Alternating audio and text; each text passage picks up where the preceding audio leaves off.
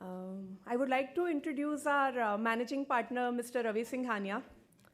Mr. Ravi Singhania is an alumni of SRCC and Campus Law Center, University of Delhi. He started in his legal career in early 90s as a litigator, did some transactional work in India and New York, and then established the firm Singhania Partner in year 2000. Since its inception, firm has been assisting the biggest player who are driving the infrastructure growth in the country, including National Highways Authority of India, Indian Railways, Gujarat Maritime Board, and many more. Ravi sir has been on board position with Fortune 500 companies, and he has rich experience of representing contractors, concessionaires, and consultants. So we are on the panel of NHAI, GMB, etc. That doesn't mean that we are not supporting the private players. So, and after working for him for now 7 years, I can say that he's a nationalist by heart and passionate and very positive about India's growth story. And he firmly believes that infrastructure development can take India to new heights. Over to you, sir. Thank you.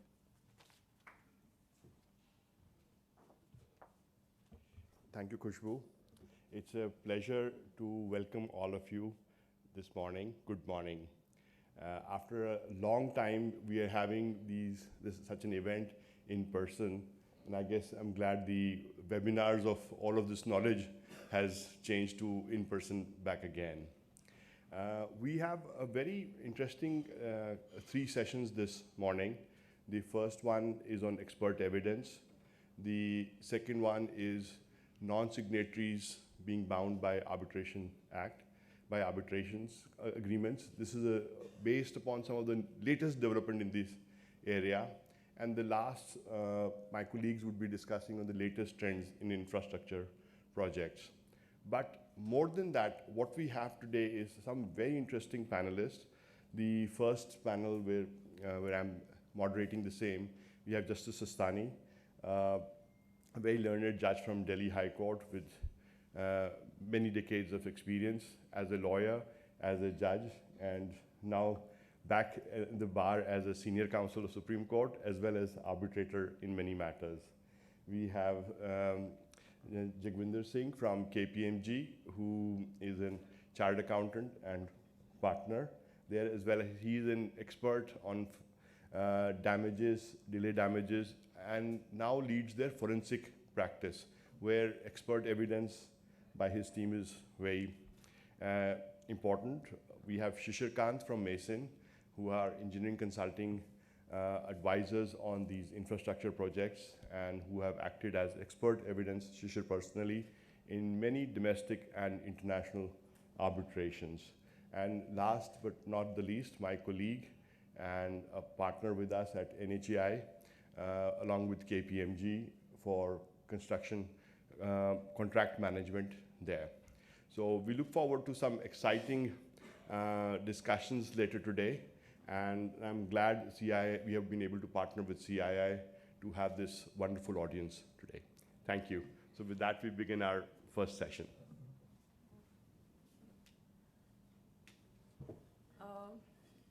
Before we proceed, may I request our managing partner to please please felicitate Justice Sistani with the bonsai plant.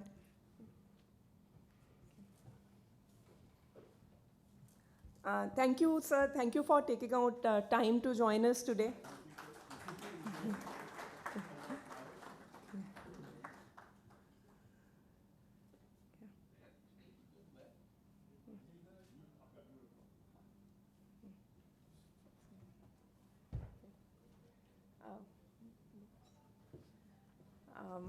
May I request now to, sir, please present the books to the rest of the panelists.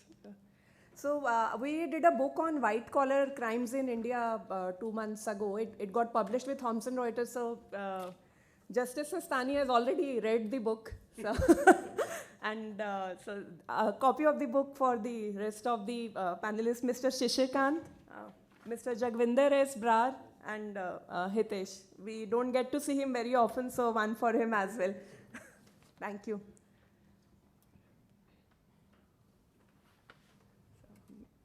We'll be starting now. Thank you.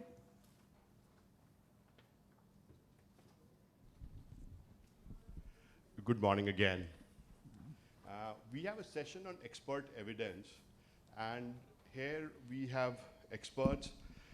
We have Justice Sistani, as well as a contract management expert at NHAI here with us this morning. Expert evidence was not a known quantity in the Indian arbitrations a few years ago, but I think now with the complex infrastructure projects, it has become a very important aspect of the arbitral dispute resolution. To begin with, I would start from the legal side and perhaps pose a question on the panel itself and ask Justice Sistani also for his expert comments. The first thing the Evidence Act says is the Evidence Act is not applicable in arbitrations. And the Arbitration Act says the arbitrator is the best judge of the evidence being presented. So what do you think, is this a dichotomy or is it? Good morning, everyone. See, Ravi, the answer really lies that as per the Arbitration Act, even strict rules of procedure, that is the CPC, would not apply. But be it summoning of witnesses or interrogatories or various other provisions of the Code of Civil Procedure are applied in arbitration proceedings. So I think although strict rules of evidence would not apply, and they do not apply, but we always borrow whatever applies and whatever are the guiding factors. You see, even in Section 9, you say that CPC would not apply. But does it mean the principles laid down under Order 39, Rules 1 and 2 would not apply? Or does it mean the law laid down for Order 38, Rule 5, which is attachment before judgment? Those of you who are familiar, that Order 38, Rule 5 is used in a very stringent manner, in a very straight jacket formula. You know, you have to show in your application that there is every likelihood that the person whose property you seek to attach before the pronouncement of judgment is either going to run away from the jurisdiction of the court, or his background is such that there is every likelihood that you would not reap the fruits of your litigation. So we do borrow whatever is required, be it from CPC or be it from the Evidence Act, and I don't think we can really escape. But then I again underline that the strict rules would not apply. It's not that at every stage, if somebody was to introduce documents, you would say, no, no, your stage is gone, you should have filed them with the pleadings. But then rules of prudence say that if you don't, then you will have problems in limitation. Limitation as in writing the award and completion of pleadings. So arbitrators also have to draw a line, have to fix rules, and procedure allows it. Taking it further on the legal, judicial side, the International Bar Association as well as the Chartered Institute of Arbitrators, they have quite comprehensive guidelines on the expert evidence, how it should be taken, and what should the process be. But I guess what I just heard in the Arbitration Act as well as the Evidence Act, you are borrowing the jurisprudential rules or principles of law as far as the evidence is concerned, but not applying them in a strict sense. So would that hamper, a lot of the experts, they are paid experts. Right. So when you're looking at these awards from a judicial perspective and challenge that the expert whose evidence has been relied on, would it mean that they, the Arbitration Act in Schedule 5 and 7, it says there are processes to be, rules to be considered when you're considering an arbitrator. Similarly, the expert would also be viewed in the same light, sir? Well, some moral science lecture. You see, everything boils down to the aspect of integrity. be it an arbitrator, be it a judge, be it a lawyer, be it a mediator, be it a chartered accountant, and the expert witness is included. Let me just give you some non-arbitration related examples. You know, sitting on the criminal board, at the appellate stage, sometimes you would get an application saying at the time of the crime, I was a juvenile. Now, the law as it stands says that even at the appellate stage, even if the person has been convicted and has been undergoing imprisonment, incarceration for 10 years or 8 years, you are supposed to enter in that application. Now, if the certificate comes from one or two of our famous states, without naming them and offending anybody, would you accept them? You'd probably look at it with a couple of magnifying glasses.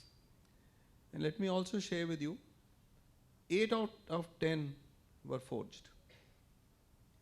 But if you get a certificate from Delhi or a couple of other states, you would be reasonably assured. Of course, you do have to make a check. You do ask the IO to go and do the verification. What they will do in some of the states is they'll first look at the father's name. So if there is Mr. Ramlal, they will start searching registers. And the moment they find Ramlal, son of Shamlal, certificate will be made. Right? So this is a crude example, but I'm trying to apply it. How does the court or an arbitrator look at an expert witness?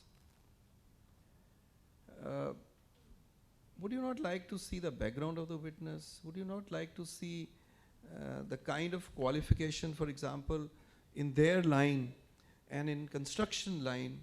Suppose you come across an expert witness who has absolutely sterling quality past and qualifications. Of course, his testimony must relate to the subject in issue. But sure enough, as an arbitrator or as a judge, you would stand reassured. As in court, when you see Mr. X appearing, you normally judges look at a lawyer, and if he makes a statement, it's taken to be correct.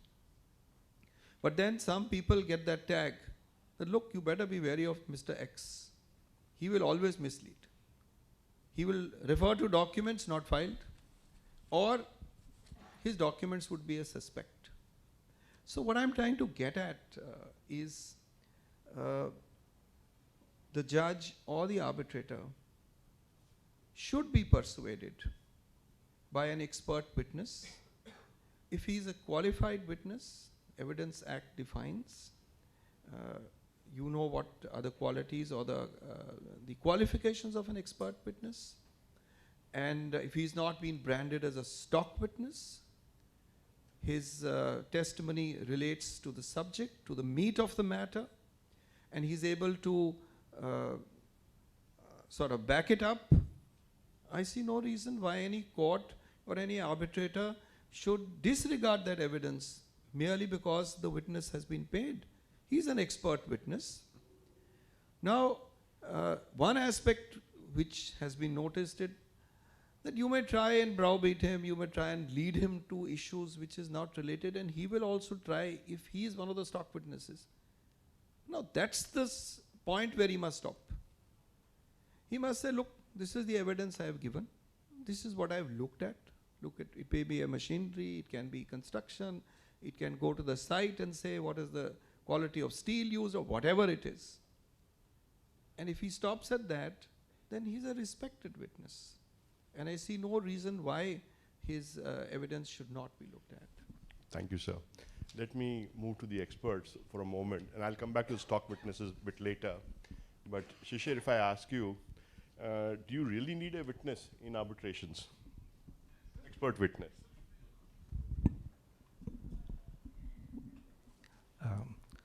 Good morning to everyone.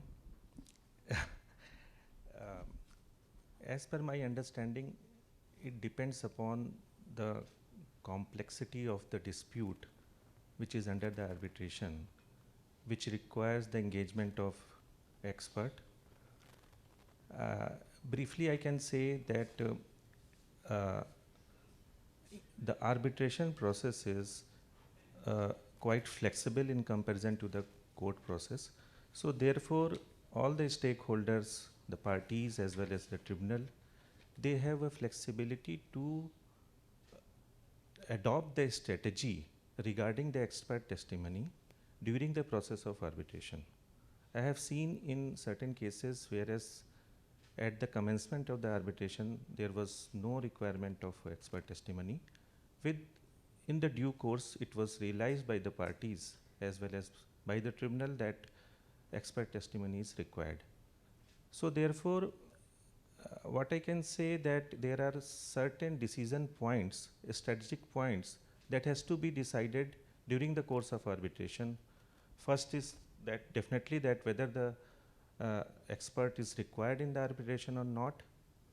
The second decision point is that once it is decided that expert should be there, then whether it should be the party appointed expert or the tribunal appointed expert, then what will be the stage at which the expert testimony or witness should be introduced in the process, then what will be the selection of the experts by the parties, and then there are certain strategic points also related to the you can say expert statement, main report, reply report and joint statement like this, and at the time of cross-examination what will be the strategy to be adopted by the parties as well as the counsels related to the expert testimony. So I can say that there are several decision points that has to be considered, not only from the start of the arbitration process, but during the arbitration process that has to be decided on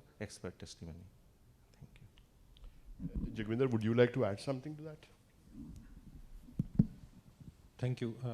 No, I concur with Shishirji. I think even if we go outside of India, right, if we look at the jurisprudence, going to UK or, I also had the opportunity to depose in Canada and US. There are very well established, decided cases.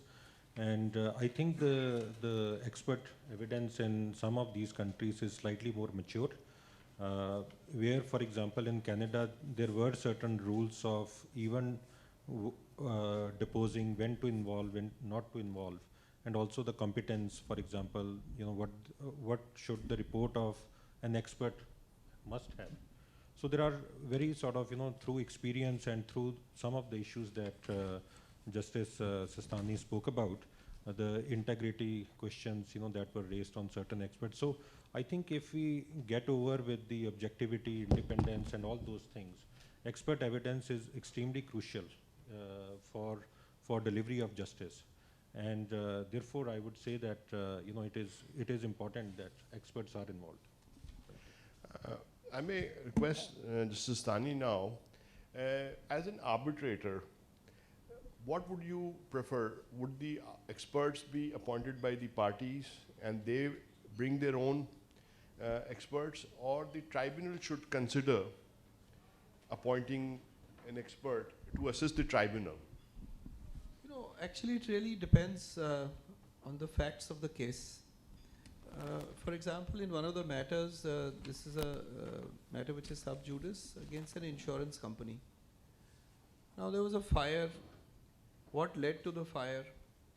See, the tribunal now asking an expert to get into it, an issue which took place 5 years back, etc. I really don't think we will be able to reach to any firm conclusion. But certainly the parties would be free because they were present, the surveyor was there, the parties would be there.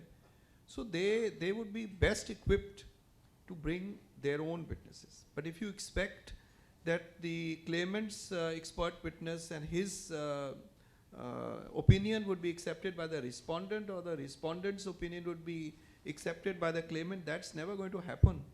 It doesn't even happen when we used to get opinion from the forensic science laboratory. So you get a report from the forensic authority on any matter, one side or the other would say, no, this report is flawed. So obviously you have to make your own conclusions, you have to weigh the evidence before you. That's really your job, whether as an arbitrator or as a judge.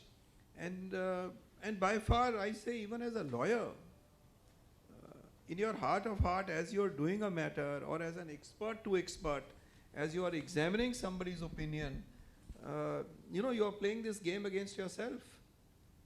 So the good part about arbitration, as Mr. Singhania just said, these strict rules don't apply. So you can cut across the formalities of those rules and really go hard into the matter and find out what really happened. In court, you normally don't interact directly, with somebody. But in arbitration, at least speaking for myself, I would have no real reason to keep him away and ask him, "Bhai, acha batao hua kya? Zara samjhao to sahi." And there are so many issues.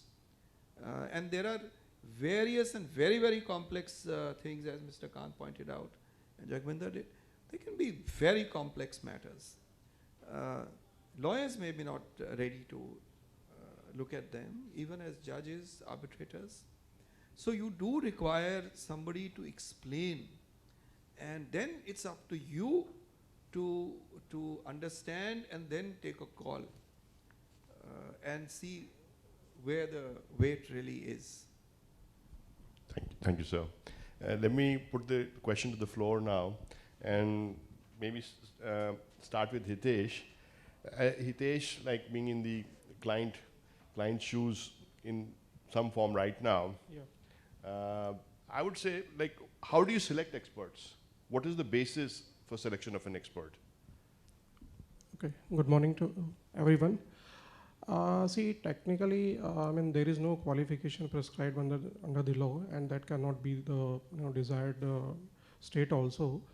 But as in one of the cases, the Supreme Court in state of HP versus Jalal, if I remember correctly, the court has said that the expert witness must be the one who has acquired a specified knowledge on a given subject, or he has acquired qualifications or practice that as a profession. So that is the most fundamental. So while selecting an expert, we need to not only look at the qualification, but also the experience, the relevant experience, whether he has worked on those areas or whether he has handled such similar assignments in the past, and what was the outcome, what was the finding, and whether those were accepted or not accepted. So that background check is necessary. Just going by the mere qualification will not help, because it's not an academic exercise. Obviously, he has to analyze something. He has to give his opinion on a subject, which will be subjected to further examination by the other side or by the judges or by the AT. So the selection of an expert witness is very, very important. Thanks, Hitesh. I think that really nails it down. But Shishir, what's your take on it? My understanding is that in arbitration process, the tribunal is the final audience, and the expert is like one of the performers. So the objective of the parties as well as for the tribunal is the performance should be good and it should be well received by the final audience.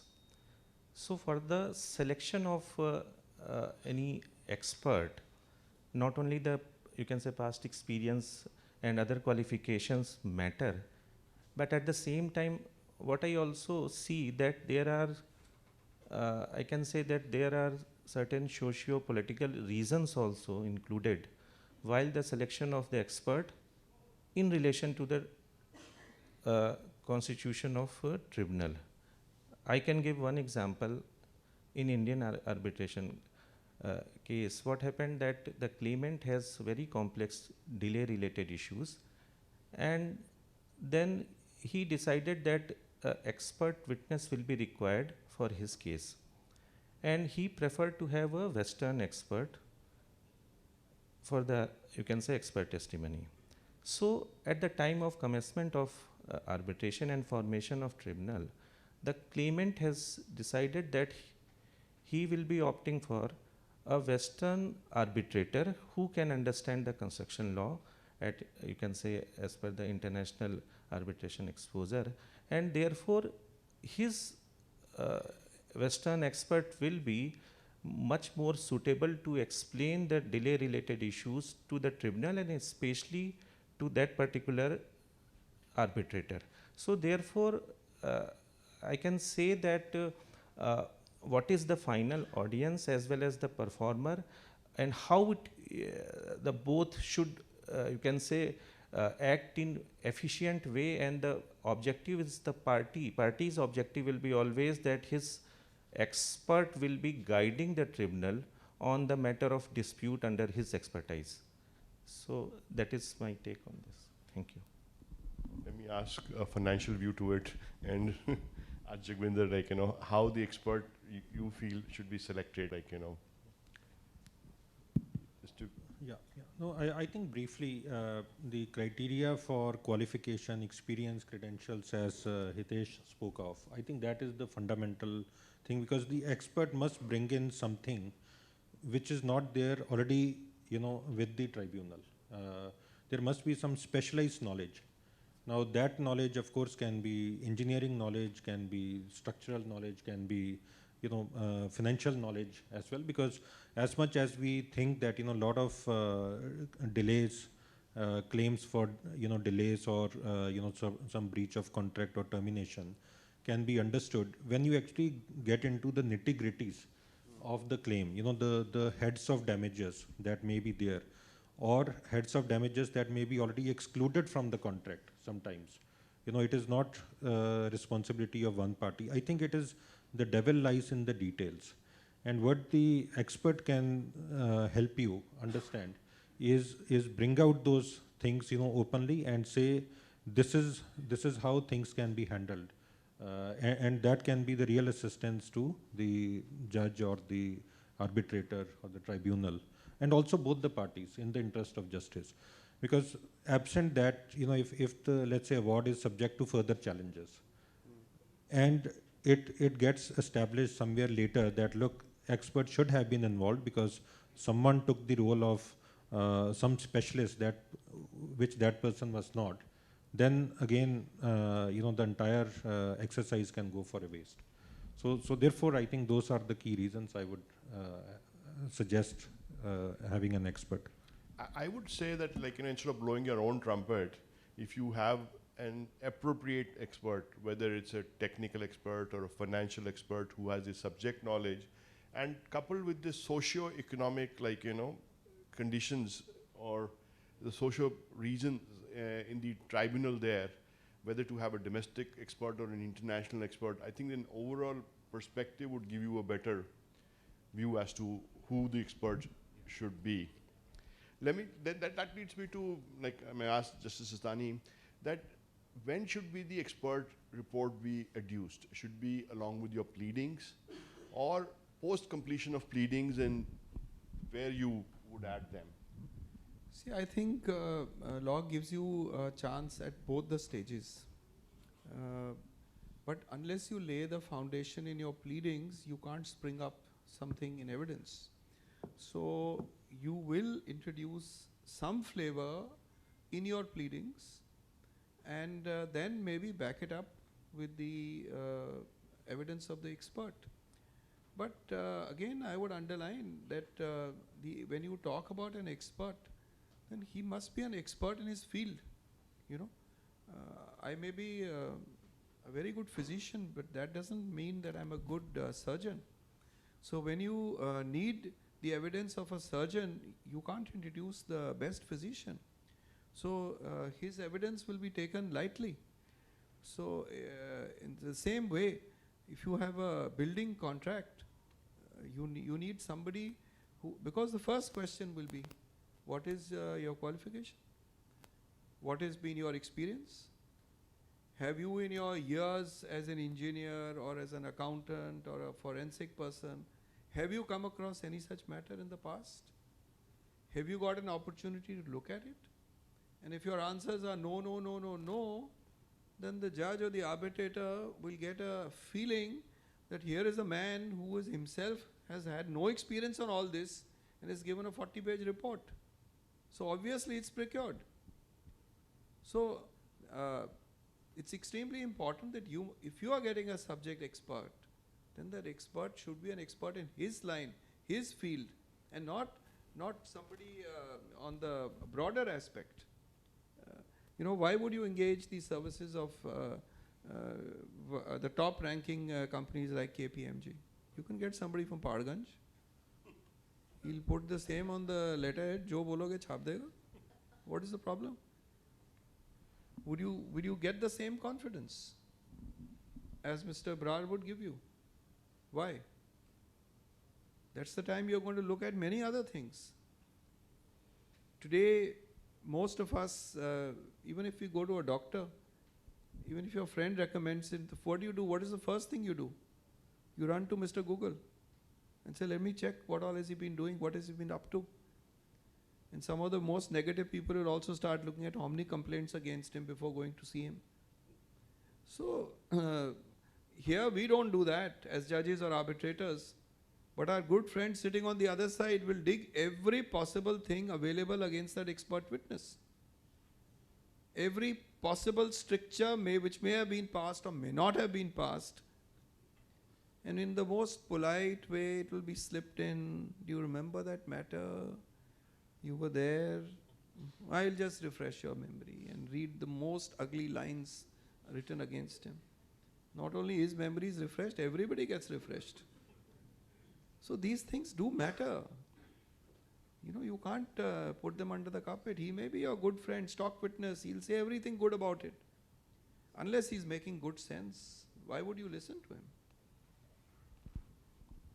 Let me ask you, sir, regarding stock witnesses, either we would go to Kpmg or we would go to Mason in terms of getting a witness, expert evidence. Would they be considered our stock witnesses or they're experts? See, it's their reputation. If the reputation carries that they will not make a statement which is not true, if they carry a reputation that you can just send a check or something else and you can get anything from, whether it's Kpmg or it's Mr. X, Mr. Y, Mr. Z. When I say Mr., it's gender common because it can be either. So that's where, coming back to your model science, we all look at things in that perspective. Again, let me tell you, you must have heard about in criminal law these ballistic experts. When those famous Jessica Lal case, etc. came up, it was all in the newspaper. That one Mr. Rooplal or somebody, he would be able to give evidence in every matter. So right, he's there, he can give evidence. Whatever, these are all, they have to be tested. But then, we are not experts. Let me share, I don't know how much time we have, a very interesting thing. I never did criminal law as a lawyer, didn't do much of it. And as a judge, I sat a lot on the criminal bench. So I told my senior judge one day, in every matter, they use a country-made pistol. It's called a katta. So I told my brother, I said, "Sir, katta mangaye the, so let's call for it." So he said, "This is all. Don't get into all this." So he kept saying, it could not have reached the bullet because the moment you fire from a katta, the barrel breaks, etc. This, that. So I was sitting with Justice Chaturvedi. So again I nudged him. I said, "Ji, मैंने तो कभी देखा नहीं है." This was, I think, 2007 or 8 or something. So ultimately he said, "अच्छा, तो मंगा लो." So he said, "Get it." And it was one of the best kattas. And the barrel was completely intact. Nobody had bothered to see it. And then we started doing some research. We got a lot of books, which there are international books, which gives you description of every kind of bullet which is fired. And when the bullet is fired from a particular barrel, it leaves a particular mark, right? So we were not expert witnesses, or we were not experts, but we went deep into it. We didn't get that kind of assistance because the trial was all done and gone. And So you can still, at least you familiarize, you come to know. You know you're not being taken for a ride. So experts do have a role to play. You can't neglect them. Thank you, sir. Let me ask Hitesh, from a perspective of stock witnesses to the perspective of interaction with the experts at your client, how would you take it? You would brief the experts, interact with them, or what is your level of interaction with them to prepare the expert evidence report so that it can be presented to the tribunal? See, from a strategy point of view, I think when a dispute has cropped up, the parties would know that most likely that they would require some sort of technical expert or assistance. So from a strategy perspective, I think the advisable would be that they should engage the expert from the beginning, because that will help them in building up the claim or counterclaim, as the case may, from a different tangent. Because ultimately your claim and counterclaim is going to be contested by the other side.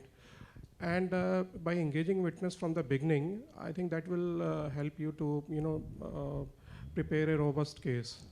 So that is one. Second is, suppose because normally when we call expert or expert witness, so normally perceptions comes to mind that this is something which will be engaged in the middle of the proceedings, or once some certain stage has crossed in the proceedings. But I think if it is feasible, or strategically it has been decided by the parties that they need to engage a witness, expert witness, they should engage from the beginning. So once we have an expert witness on the table, so I think we will have interactions. He will help us in preparation of claim, quantification, damage analysis, and all that. So that will also bring confidence, and that will also help the parties to prepare from a legal and also from a technical perspective where our case stands. And second is also, it is also a strategically it is also important for the other side. Suppose if the one side has presented a witness and he has presented a report, to examine it. So it is not that the report has come from an expert, even if his name is very big at global level, that should be accepted on the face of it. Other party will have a chance to contest it, and ideally they should contest it. So examine the witness, because that will bring out the strength and weakness of your case also, and the strength and weaknesses in the expert's report also. Thank you, Hitesh. Before I move on, let me ask Jagvinder, what's your take on the interaction of the experts with the client? So the interaction with clients, for experts, I think right from the beginning, when there is a first interaction, we have to clarify that what we call as independent expert, which means that the person would be taking the stand, or is it a consulting expert? So the difference that we say is a consulting expert will assist one party in making sure that everything is complete, everything is there. But the role may be more about, let's say, on one side of the party and not taking the stand, to make sure that everything is completely sort of done. And then maybe some other expert can take the stand to assist the trier of the fact. So that's how it starts. But let's say once it is communicated that we are going to be expert witness, then right from the get-go, the independence becomes very important. Even the clarity that, okay, what we can do, what we cannot do. Many of our clients, when they come, they know that, okay, it's not that whatever they will say, we will just accept on the face of it. But that is usually not an easy conversation, because at the time, when these conversations are happening, there may be a strategy that is involved there, that maybe the case will settle. It may not go to all the way. It might settle ahead. So therefore, we should claim far higher amount.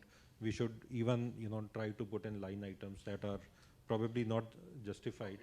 So it's a long list of, long shopping list. But we are very clear that, once you put in a report, whether it is negotiation on the table, conciliation, arbitration, you cannot change the report. And if let's say, certain things don't get settled and it does go to arbitration, then, the entire report can be discredited. Forget about, maybe the 10, 12, 15% extra that you are trying to claim. The entire claim can be subject to discredit, even your genuine claim. So it's usually a very challenging exercise sometimes, that is involved. I think the expectation setting that, look, we are going to be assisting the trier and not just sort of building the claim to thousands of crores, I think is usually, where the conversations start. Let me ask Shishir differently. I have seen, like, in domestic arbitrations, when the expert comes, they depose that their client is 100% correct and the other side is 100% wrong. Versus internationally, when we see the experts, they come, they would not 100% certify the claim of their client, but kind of give a more balanced report. What's your take on that? So, as per my experience in international arbitrations, what I have seen that regarding the expert witness, there is a standard practice that at the time of appointment of experts by both the parties, both the experts should interact with each other even before commencing their assignments. So, the tribunal, they insist that both the experts should interact with each other. And for example, if the experts are related to the delay analysis, so the tribunal insists that both the experts should agree on the basic parameters of their analysis, like what is the period of the delay and the consideration, what are the data set on which they will be making their analysis, what are the programs, what are the documents, so that there is a uniformity of the basic input for the analysis. So it gives like a uniformity in the approach. That is a different, you can say, point that both the expert can adopt different methodology and approach, and they may arrive at, I can say, different results. But definitely, you can say, the approach will be much more balanced and synchronized. So I have seen in international arbitration, there is a concept of joint report that is, you can say, prepared by both the expert before, you can say, submission of their main report, so that the points of agreement and disagreements are clearly recorded in that joint report. Then later, both the experts, they prepare and submit their main reports in which their analysis and findings and opinions are registered. And afterwards, there is a provision of reply report, so that both the expert can, you can say, give their counter arguments to the other side expert. So the tribunal, members, they try to ensure that the expert's opinion and their report should not be like that two ships crossing by each other in the night. So because the basic objective of the expert testimony is that for the tribunal point of view, so that they can understand the real issue and what is the crux of the matter under the dispute, and they can have, you can say, certain documents and the analysis through which they can compare and contrast the opinion given by both the experts. So therefore, what I have seen in the international arbitration, that you can say the experts are also in the constant interaction with each other during the process of preparation of their different reports. And also at the time of cross-examination, I have seen that there is a, you can say, interaction which is called hot tubbing, in which the tribunal as well as both the experts, they interact with each other.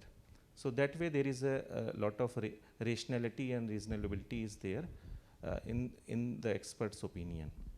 Thank you. Let me ask differently, Justice Sistani.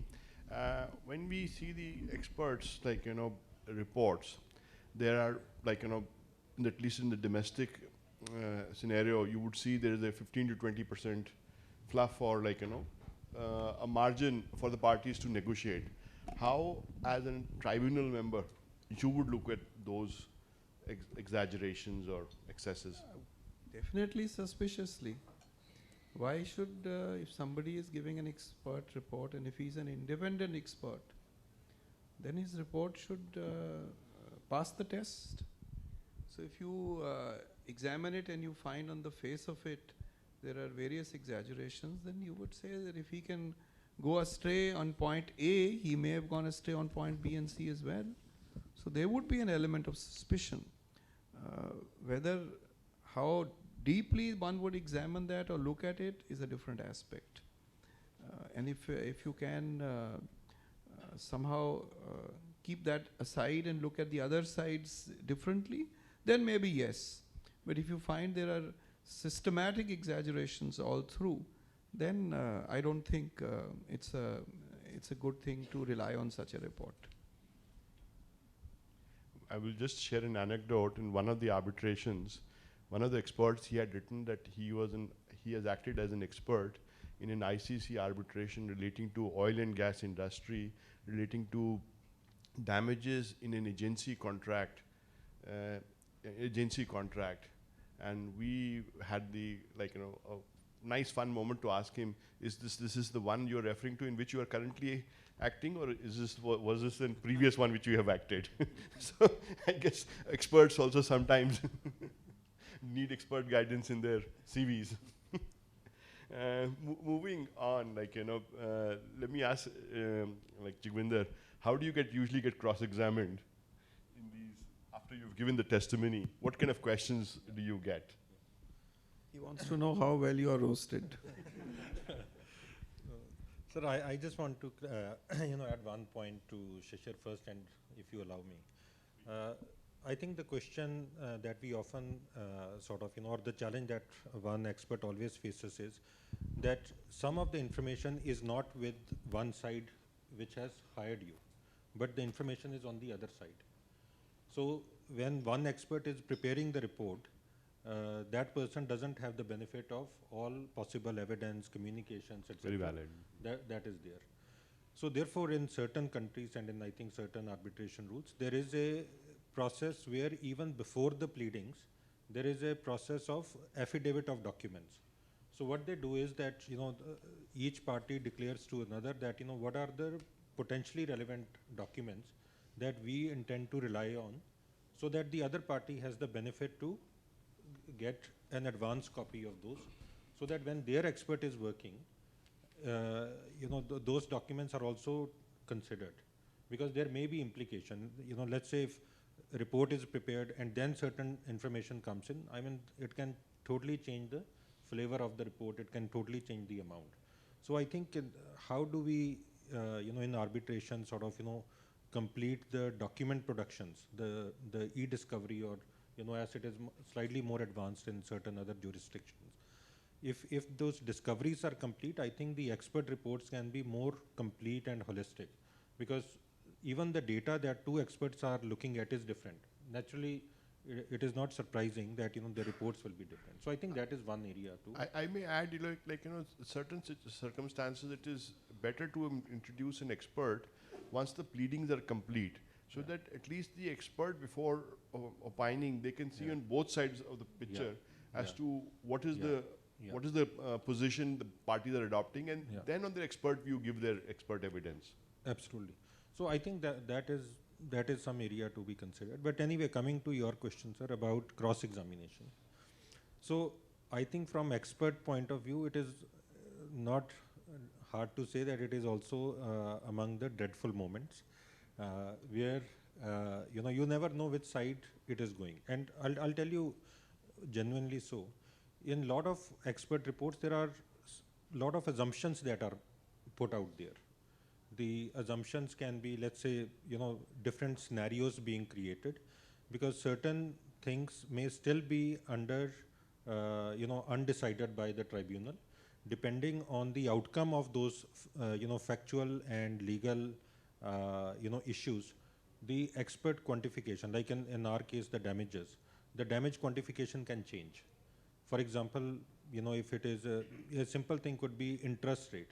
So if there is a delay by one party and that party has to get some interest, what is the right interest rate? Is it 9%? Is it 12%? Is it 18%?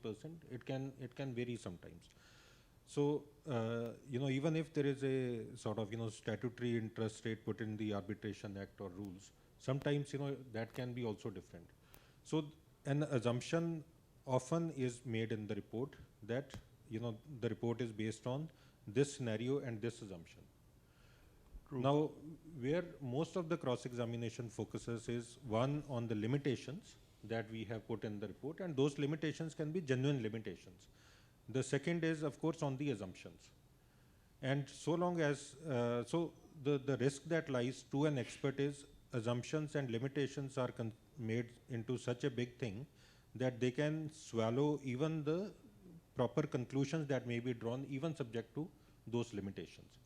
There may still be a lot of things you can conclude, even with those assumptions and limitations, but the cross-examining lawyer can actually ask certain questions where everything may seem as if nothing was done, everything was based on some kind of, like a castle in the sand, because it's all limitations. So I think the areas that we very thoroughly work on before finalizing the report are the limitations and the assumptions, so that on one side, the trier of the fact is able to understand properly that, okay, what were all the limitations of the work that they have done, and if there is a different determination on factual or legal issues, then there can be revision of the amount. It's not that the entire report goes out.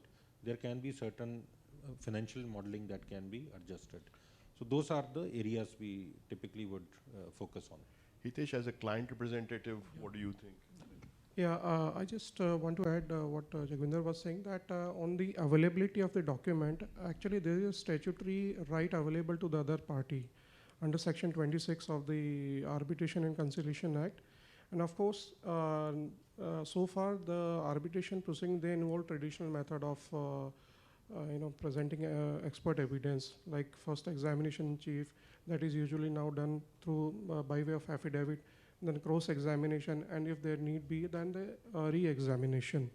So as far as the right is, the right to have access to the documents, data, findings referred to or relied on by the expert witness is concerned, yes, definitely other party can ask for it. They have a statutory right.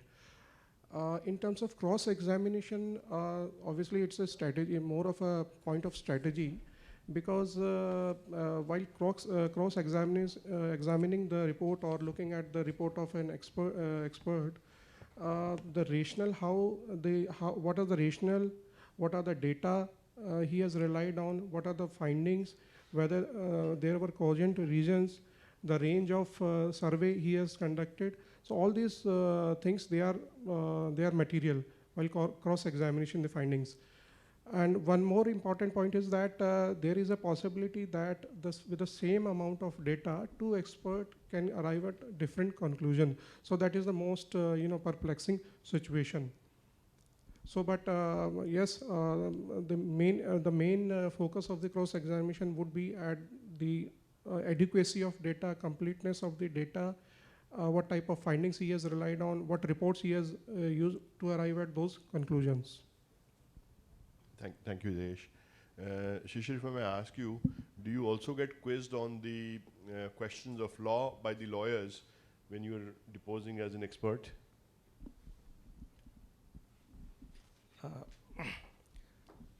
See, as an expert, definitely I cannot say that I am expert at law, but definitely a basic understanding of contracts and law is there. And a bit of, you can say, not the contractual or the legal interpretation, but the references of the relevant contract provisions are always there in a technical report, whether it is a delay analysis report or the quantum analysis report.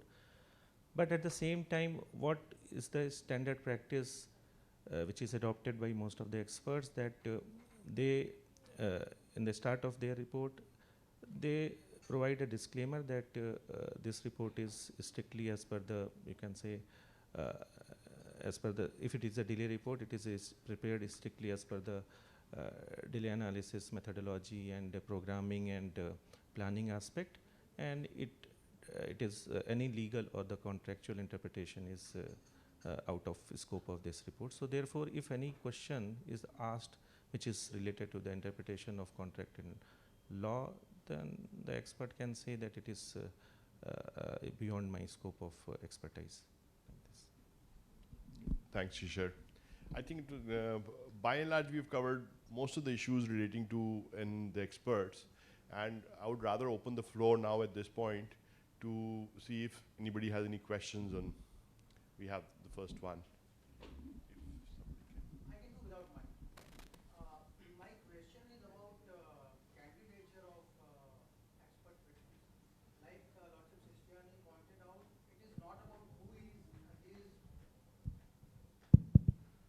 it is not about who he is appointed by, because at the end of the day, arbitrators are experienced people. Their decision, their adjudication will be based on merit, experience, and equity. Mr. Hari Salve always says that after independence for initial 50 years, all Indian arbitrations were about construction, mainly regarding railway, highway, power plants, and dams. So we have a galaxy of people experienced who can be put to use as expert witnesses in our arbitration. So shouldn't we have tendency of appointing retired chief engineers or NHI chief or GMB chief as expert witnesses? They may be under the aegis of, let's say, Machine or Kpmg, but their report will bring home a point. In construction industry, there is a term called master builder, who has experience in architecture, design, structural engineering, execution, everything. So not necessarily expert witness should be someone, for example, if there is a GMB port related issue, we can rope in expert witness from Bombay Port Trust, who has worked as higher up in Bombay Port Trust for, let's say, 3-4 decades. So shouldn't we put the knowledge base that is already in existence to use as expert witness? Maybe Lordship, maybe. Yes, why not? And it does happen. It happens many a times. Retired chief engineers, their opinions are taken. They're subject to witnesses. You're absolutely right, and there's nothing wrong in that. They make good arbitrators also, and because they have the subject knowledge, and in a lot of these contracts, especially, for example, NHAI or any of them may decide to nominate them as their nominee, because they would know, they would have the expertise. Going back again to our earlier discussion, subject, if you're, you know your subject, then why should you not be an expert? And then you would be termed as a credible witness. But if your expertise and knowledge is an A and you're deposing for B on B subject, then all those questions which I said, you would say, okay, this fellow has no knowledge, no idea about this. But a retired person from NHAI in one of these buildings, he would say that, look, I worked under this for 10 years. Yes, I have knowledge. I know how this is done. You're right. And there are panels, right? Do we have any other question?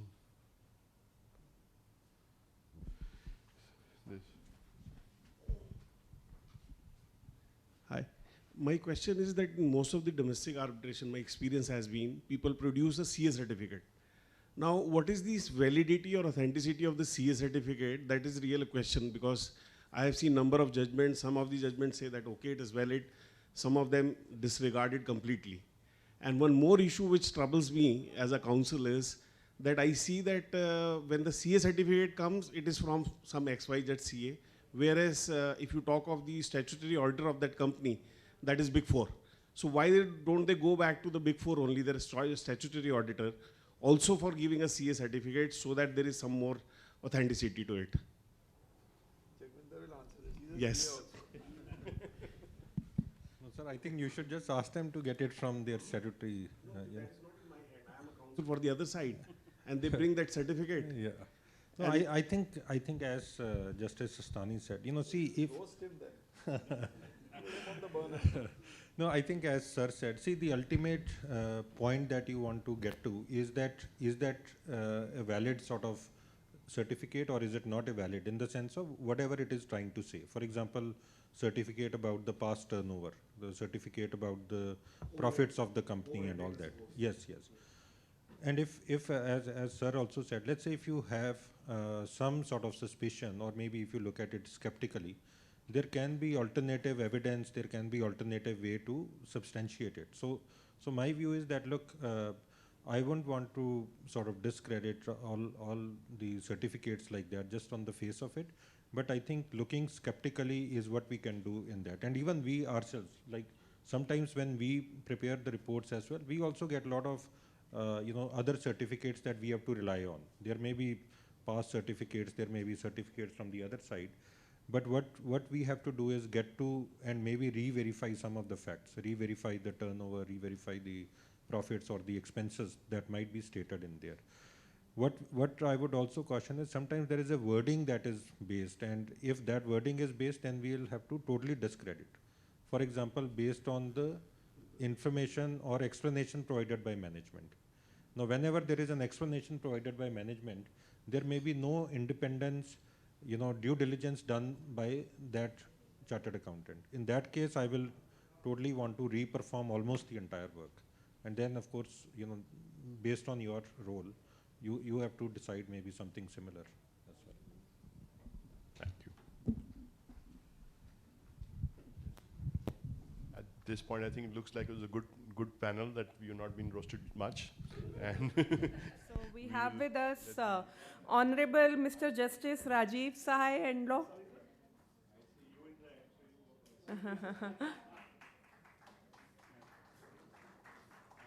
Thank you. Mr. Vikas Goel, Senior Partner, Singhania Partners, and Ms. Payal Khanna, who is the Director, Legal and Compliance at Volvo Cars India. Thank you for joining us today. So I would like to briefly introduce our panelists for the day. Justice Rajiv Sahai Endlaw is an alumni of Campus Law Center and Hansraj College, University of Delhi.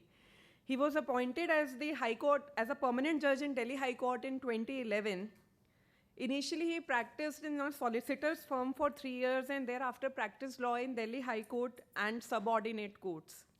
His colleagues and juniors fondly remember him as a judge who, even in the most unremarkable of matters, consciously sought to achieve balance between battling pendency, securing justice in the facts of the case, and weighing the consequences of the acts of justice.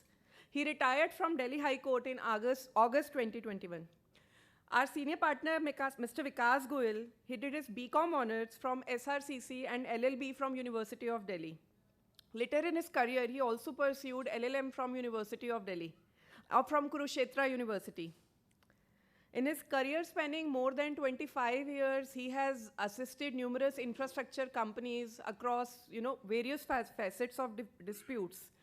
And amongst other things, he holds the record of writing maximum number of articles on the arbitration and disputes issues in our firm. So today we are also distributing a copy of this book, Arbitration Dossier, with a focus on infrastructure disputes. So this is a compilation of articles with, disputes around infrastructure sector, international arbitration, and some interesting judgments are also quoted in this book.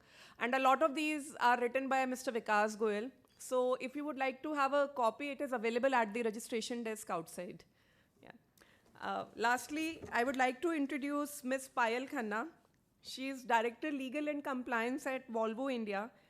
She has overall 16 years of experience working across prominent Indian law firms and has in-house legal counsel in handling diverse and complex legal issues. She has handled general corporate matters, litigation support for various sectors such as FMCG, automobile, real estate, oil and natural gas.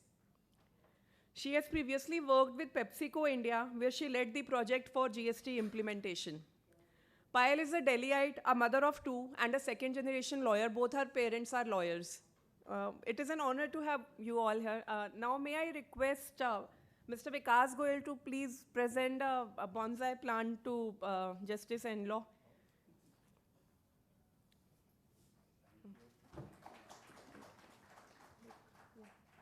So, and a copy of our book on white-collar crimes in India for Ms. Payal Khanna. Thank you. Thank you. Over to you, sir. After the first interesting session on expert testimony in arbitration and getting useful insights there, now we move on to this next session, which we had initially categorized as can non-signatory be bound by arbitration. So first, I would like to clarify this should be understood in the sense that we are talking about a scenario where there is no arbitration agreement between the parties, and can such a party be bound to arbitrate? That is the bottom line. Now, if one look at the topic itself, one may say that if there is no arbitration agreement, so why there is a discussion? There is no meaning of arbitration, then you can't force the party to go to arbitration. But there are certain circumstances and scenarios which we will discuss, and we'll take the opinion of our speakers, where you will see that the answer can't be yes or no, and most of the time it is maybe. So how do we handle those situations of maybe? That is what we are going to discuss. So with this brief narrative, I think we can speak. I can turn to my speakers and ask the first scenario, sir, regarding the non-existence of arbitration is a situation. What happens is during negotiation, parties exchange draft agreement which contains arbitration agreement also, clause also. But finally the agreement is not executed, and somehow parties proceed with the transaction. They issue invoices, etc. But when the invoice comes, when the disputes arise, they want to rely on the arbitration clause. So how would a court look at such a scenario, such a dispute? Because actually speaking, the arbitration agreement never came into existence, but one of the party wants to rely on it. How the court would look at such a scenario? See, under the new act, first of all, thank you very much for having me here and for hearing me for the next few minutes. I know everybody's time is precious, so it's really a great privilege to be here amongst all of you. Now, coming back to the question, what Vikas has put, see, under the new act, in fact, recently the Delhi High Court has reiterated that there is no requirement of a signed contract. So if the arbitration agreement can be deciphered from the exchange of letters or exchange of correspondence, then there can be construed. But save for saying that, nothing can really be said certainly about this, because it depends upon so many things. If there is no signed agreement between the parties, as Vikas said, then definitely there is no agreement. That would be the first thing. But if what were the clauses which were mentioned in the agreement are referred to in the subsequent correspondence between the parties, and from the entire correspondence it appears that the parties have proceeded to transact in a way as if that agreement had been signed into, and non-signing of it is not intentional, but only a lapse or for XYZ reason, then the finding would be that yes, the parties are bound by the arbitration. So it's really a very factual question, which depends upon the kind of evidence which is placed before the court. Ideally, what I have seen in the last 15 years is that the way in which trade and commerce, particularly the trade and commerce which all of you represent, is done has totally changed. So today there is nothing left verbal, there is nothing left that it remained or something. So primarily the judge would start, or the arbitrator would start with the thinking that yes, the parties did not want to sign the agreement and therefore there is no agreement. Because what I have noticed today, that even people sitting in the same office, that is one of the parties, they are not speaking to each other verbally. They would not get up, sitting in neighboring cubicles, they would not get up and ask anything. They would email to the next desk and the next desk would reply. So once it is so, because this is more so in commercial contracts where there is a requirement to reveal everything and to make a disclosure. In the last few years of Commercial Courts Act, when I had a chance to oversee these disputes, what I found is that if a proper disclosure is made, and which can be made, because the links are missing if you try to conceal some email. So if somebody scans through the entire documents relating to the contract produced by a party, one can find out that something is missing.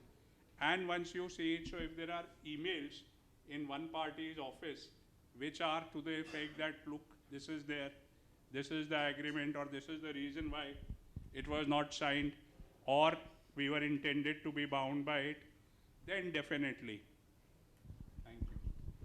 Sir, because I was referring in the context of this judgment which I read, Praveen, in electricals, what has happened is initially High Court appointed the arbitrator saying that there is an arbitration agreement.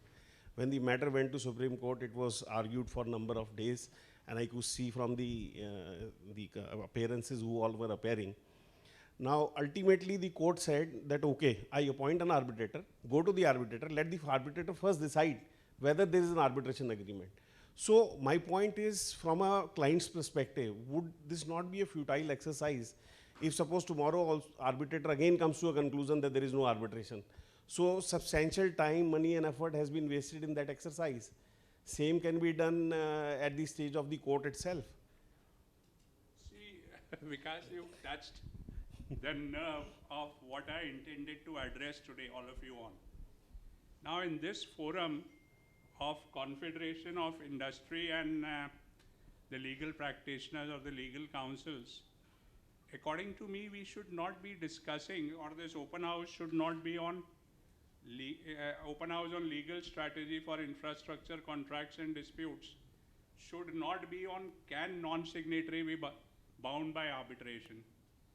You should leave that for the judges to decide and arbitrators to decide. That doesn't concern you, can they be bound or not. What all of you should be debating is, because the answer, as Vikas also said, is no, they cannot be bound, non-signatories cannot be bound. What you need to see is that why did your action, when I say your actions, I mean because this question arises from the contract signed by the parties and which contracts are drafted by the legal practitioners and legal counsels and general counsels. So why did that question was required to be decided by the courts? The question was required to be decided, according to me, because of the fault or the default committed by the parties in addressing an agreement or in signing an agreement, or by the legal practitioners. The attention which is required to be paid, and I am very passionate about this subject, I have commented upon it several times whenever I get a chance about it, the entire fault which lies with arbitration, because arbitration is not a very happy scenario today. Let's all accept it. In fact, that most of the write-ups about the ICC, they are very worried about arbitration being a dying subject, that they feel that international commercial arbitration has outpriced itself and slowly people are not opting for it, and that is why you've seen the setting up of the international courts in Singapore, which Justice Sikri from India is still manning. And slowly such courts will come. I believe Dubai has come up with a international court. So people are going back to the court system from the arbitration system. Now the problem is that, see, arbitration is resolution of disputes by a forum of your choice or by a person of your choice, rather than the default part of if there is no dispute resolution mechanism provided in the agreement, the resolution is by the state-appointed courts. So they have a well-defined, well-oiled machinery about it. Now, why do we want to opt out of it? We want to opt out of it because we want a more expeditious, and I'm sure one of the considerations is a cheaper system of adjudication. Now, when we draft the arbitration clause, we merely lift it from some other contract. We are not paying attention to that. What are the disputes which are likely to arise? And if the parties and all of you apply yourself to that, what are the likely disputes which can arise out of this contract, you will have them before you, like with so much clarity that you will be surprised. And then you have to see that, all right, if we have this kind of a dispute, I want it to be decided by lay in this manner. This would be the criteria for deciding it. Like I heard on the expert panel that there is a variation on valuation. There are so many methods of valuation. Now, why can't the parties agree that, all right, if there is a dispute between us, we'll adopt this system of valuation, which is well recognized. It's just that the parties are failing to apply their minds at that time. One of the speakers in the earlier session mentioned about the rate of interest. Now, rate of interest is also not such a big thing. You can always provide that the returns yielded on the amount by the A-listed mutual funds, or the return yielded on such and such stock, or on the previous year's profits of so many years of party A or party B. So that will lead to all the delays being curtailed, the arbitrator knowing that how exactly the dispute is required to be settled. So now, sorry, I'm taking a little longer, but I think all the other questions can be directed to Payal after this. But this, I felt, is the crux of what I can contribute to the subject. The thing is that, now, why did the courts get to decide? In Chloro, I think the two major judgments are Chloro Control and Amit Lalchand Shah. Now, Amit Lalchand Shah, I had occasion to decide as a single judge, and I was overruled by the Supreme Court, so I'm more conversant with the facts of that case. So I'll place the facts of that case. Now, Party A and Party B are entering into an agreement for a single project. Now, that project has a lot of complexity, as I'm sure all the projects or the contracts which all of you are mostly entering into today. Now, the taxation planning was very good of both the parties. So they decided that, all right, instead of the entire project being done in one single entity from both the parties, one party created 5 entities, taxation entities, another created 2 taxation entities, and the project was split. Now, in 2 of the contracts, the arbitration clause was provided. In the other 3 contracts, so there were 5 contracts of which only 2 had a arbitration clause. Now one would, and the working of the 5 contracts naturally was overlapping each other, that the delay in one could not be decided without taking into consideration the other. So now I don't really know it. According to me, it was a lapse. It never came out till the end. And when disputes happen, that bonhomie which is there at the time of entering into the agreement, that naturally is not there. So one party wanted arbitration, the other party didn't want the arbitration. For XYZ reason, the other party felt it had a better chance in the court than before the arbitrator. So that is why that question took 4 years to decide that why should it be. So now what you said, the question, the short answer to that is, see, the courts have to interpret the law. The arbitration law is of party autonomy, and the UNCITRAL model is that the arbitrator decides his own jurisdiction. So the way the law has been interpreted is that the court will give a finding as to the existence of the arbitration agreement only if it can be deciphered very clearly. But if it is not clearly, if it requires investigation, then that jurisdiction is of the arbitrator only. So again, I would say the parties cannot be heard to complain of that it costs money and time, because all of us as legal practitioners, as an industry, and parties to the contract are to be blamed for the situation. Thank you. Thank you, sir.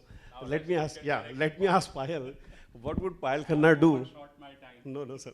What would Payal Khanna do in a situation of a client where, you see such a situation that you can possibly go for arbitration also, and once you invoke arbitration, the other side says that there is no arbitration agreement.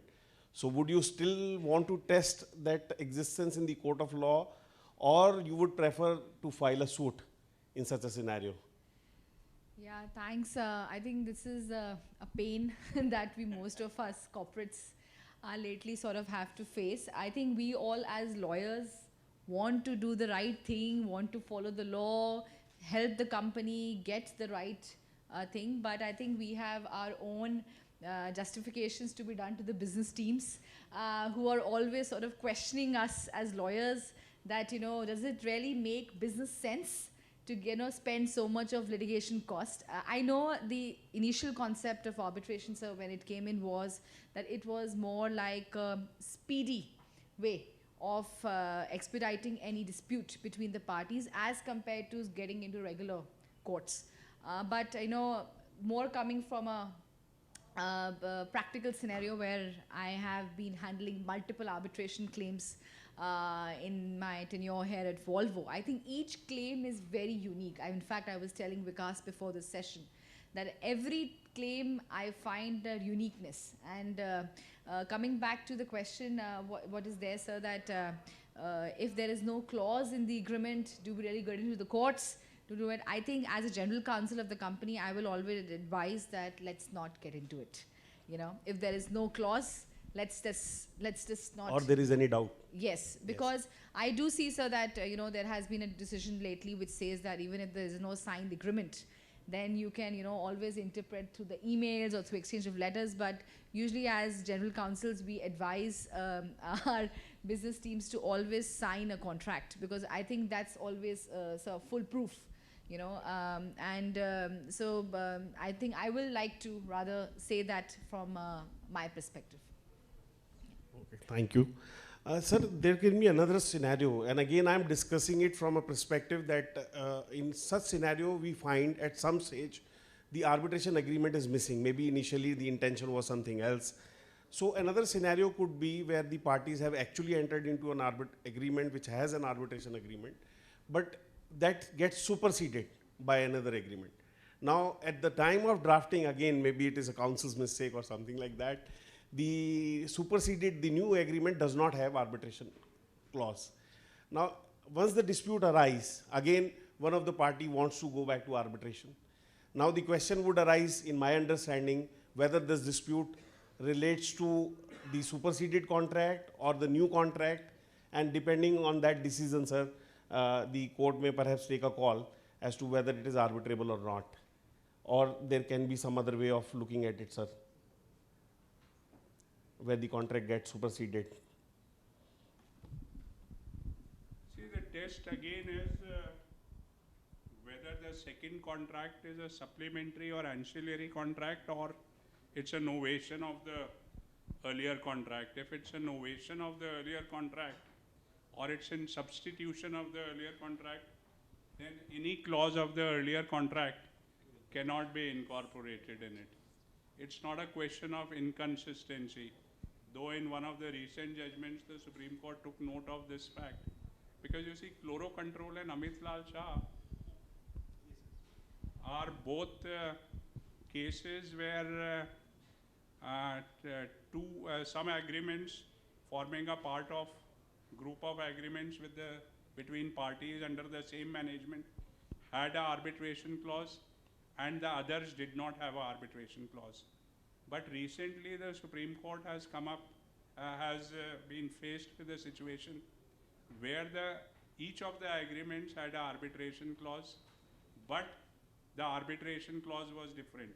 In one case, say, sole arbitrator, in another case, a panel of 3 arbitrators. So there, they have not agreed with Chloro Control and Amit Lal Chand Shah.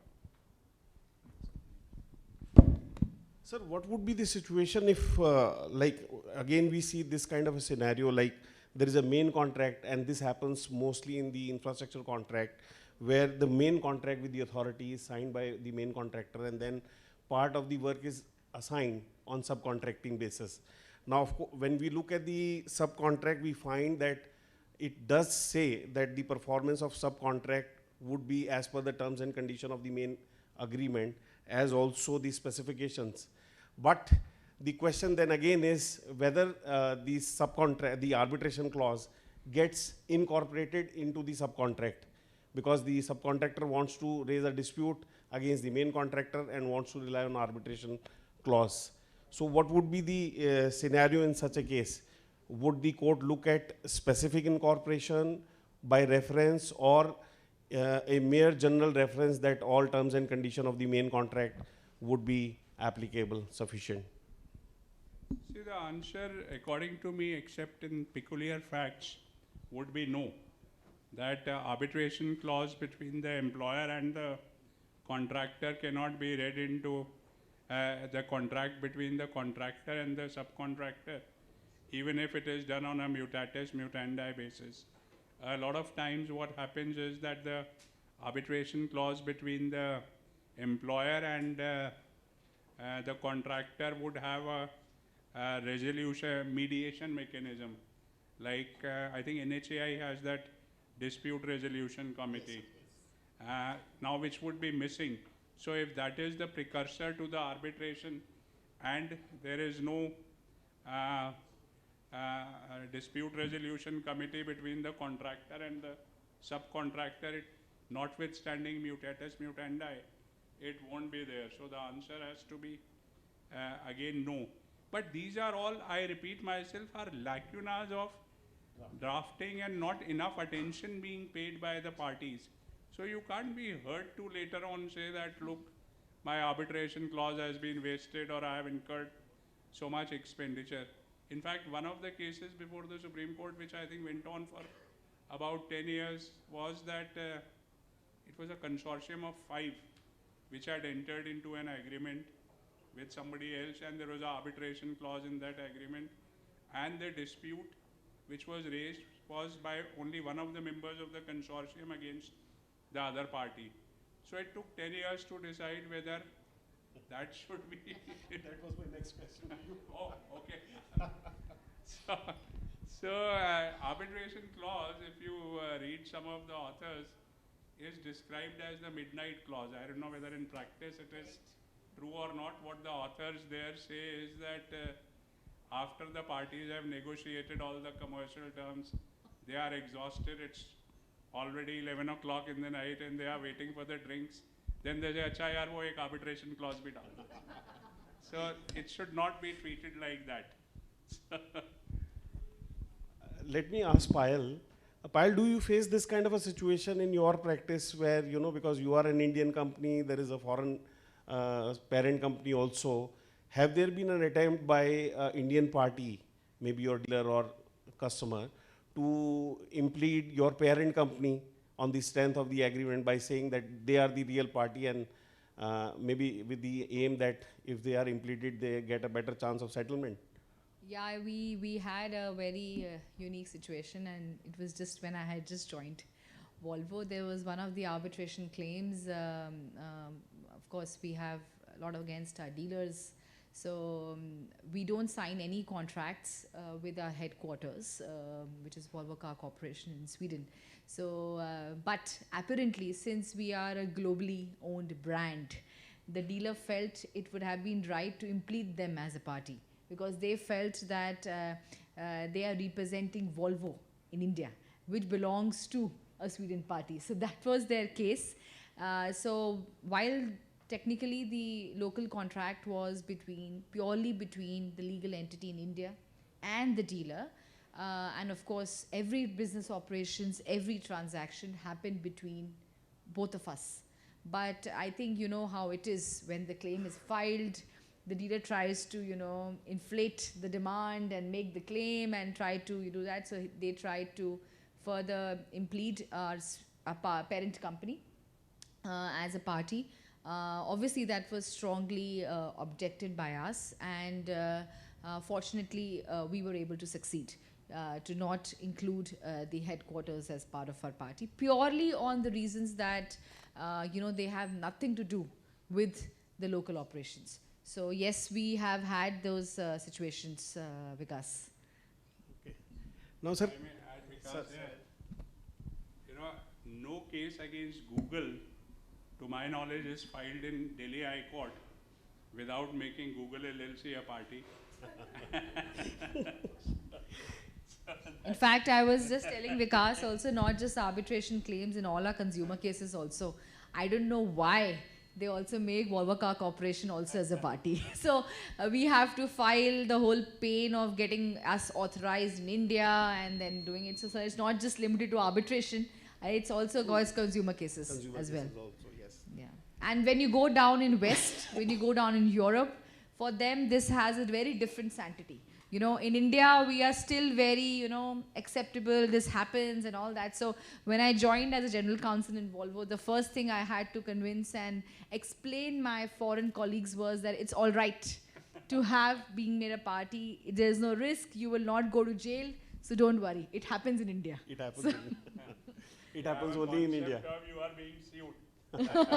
Yes. So down in Europe, they take this in a very different context. So that was, I think, the first thing I tried to convince them. It's all right. Now, sir, coming back to the issue of consortium, sir, like two members in the consortium, they sign an agreement with the authority. Now, it happens that by the time the dispute arises, one of the consortium member is only affected and the other one has no grievance at all. Now, will he be entitled to rely upon the arbitration agreement which has been signed by them jointly, or he will be asked to necessarily include his partner before invoking the arbitration clause? I've already said that the decided case is that, yes, one of the consortium members alone can sue.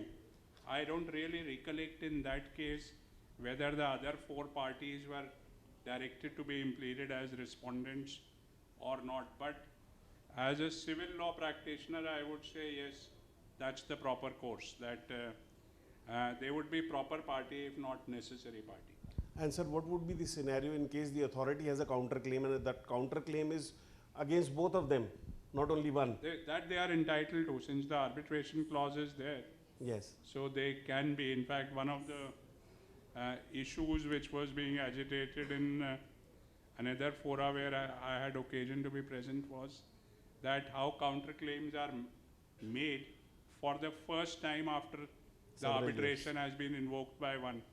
And the view which was emerging as a better view there was that no, if you have not made a claim, you should not be allowed to make a counterclaim. It's only as a way of counterblast. Counterblast. And this practice, sir, I have seen it is increasing. Nowadays, government authorities are also making counterclaim, and the counterclaim value is far more than the claim which is made by the contractor. Maybe it is just to based on some advice.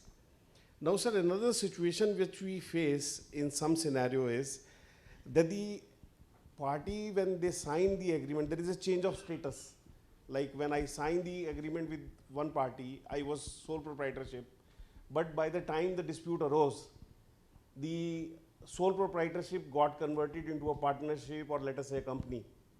Now, the arbitration clause is in fact invoked by the changed entity, which is either the partnership or the proprietorship of the company, new company. Would they be entitled to invoke arbitration because they have not signed? It was signed by the sole proprietor concerned. And this is something which we are facing in practice also. We are objecting to this. This is again slightly factual, because most of the agreements, especially where expertise is involved and which is there in infrastructure contracts, they have a clause about non-assignment except with the permission.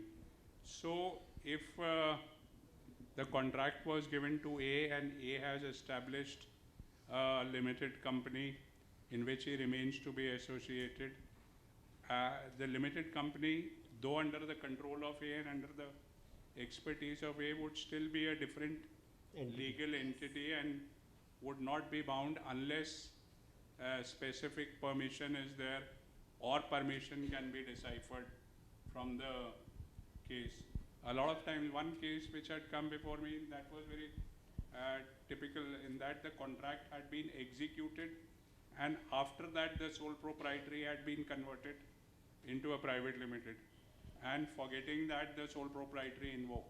So in that case, of course, it was held that arbitration cannot be invoked by the limited company. By limited company. In fact, to that, sir, how we usually practice in companies is whenever there is any change in ownership or change in the shareholding party, we always ask for the amendment to the contract. Yeah. So we always ask that if party A signed the contract and now, of course, you have situations of mergers, you have situations of acquisitions. Not just only with that, we always as in-house counsels ask that let it be an addendum to the contract with the name of the new company. New entity, yes. Only then it will be holding legal footing. Otherwise, I think, sir, that hold goods even in the courts, that it has no sanctity otherwise. See, in case of mergers, the scheme sanction usually Provides for it. that all contracts stand transferred. Yes. So there, the situation may be taken care of that way. Like, sir, in the case that I'm mentioning, there the situation was the party was a sole proprietorship, the other party, and by the time the dispute arose, it became partnership. And the sole proprietor was the partner there, but between the time the dispute arose and the last transaction, there was a lot of gap, and there was complete coitus. And when they initiated arbitration, the arbitration was initiated by a partnership concern. So the issue arose whether they can really do it or not. So that is what we are challenging, that because there is a change of status, you can't do it. No free advice. No free.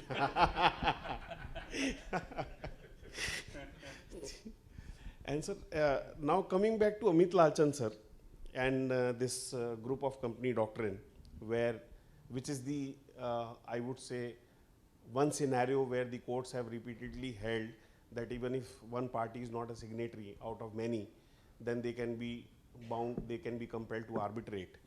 Now in Amit Lalchand, what I could see and what is the issue that comes to my mind after reading that judgment time and again, lot of emphasis is on the fact that there is a main contract and the main contract had the arbitration clause, and that is why the ancillary contract should also, the intention should be read that way. Now, but when I read the judgment of the Supreme Court, I found that the High Court was not saying the same thing. The High Court was at, there was a difference of opinion as to what would be the main agreement. So my question to you is, in application of a doctrine of group of company doctrine, is it really material to first find out what is the main agreement, and secondly see whether there is a main arbitration clause, and then only can any decision be taken, or it is not really a very significant issue?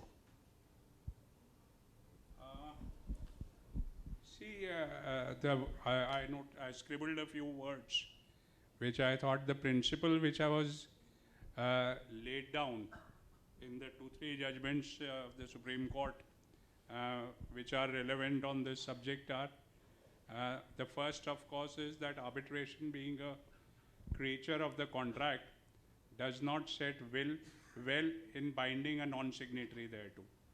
Then why in Cloro and Amit Lalchand Shah they went the other way is because the court was attempting to maximizing the award's practical effectiveness by binding non-parties thereto, and for the reasons of economics and convenience of the parties. So the spirit which prevailed as per my reading of those judgments, and especially Amit Lalchand Shah, in which I was overruled, was that we are imputing that intention, though the Arbitration Act does not use the word implied. So the court avoided using the word implied agreement, but you took advantage of the phrase which occurs in section 7 of the Arbitration Act, claiming through or under.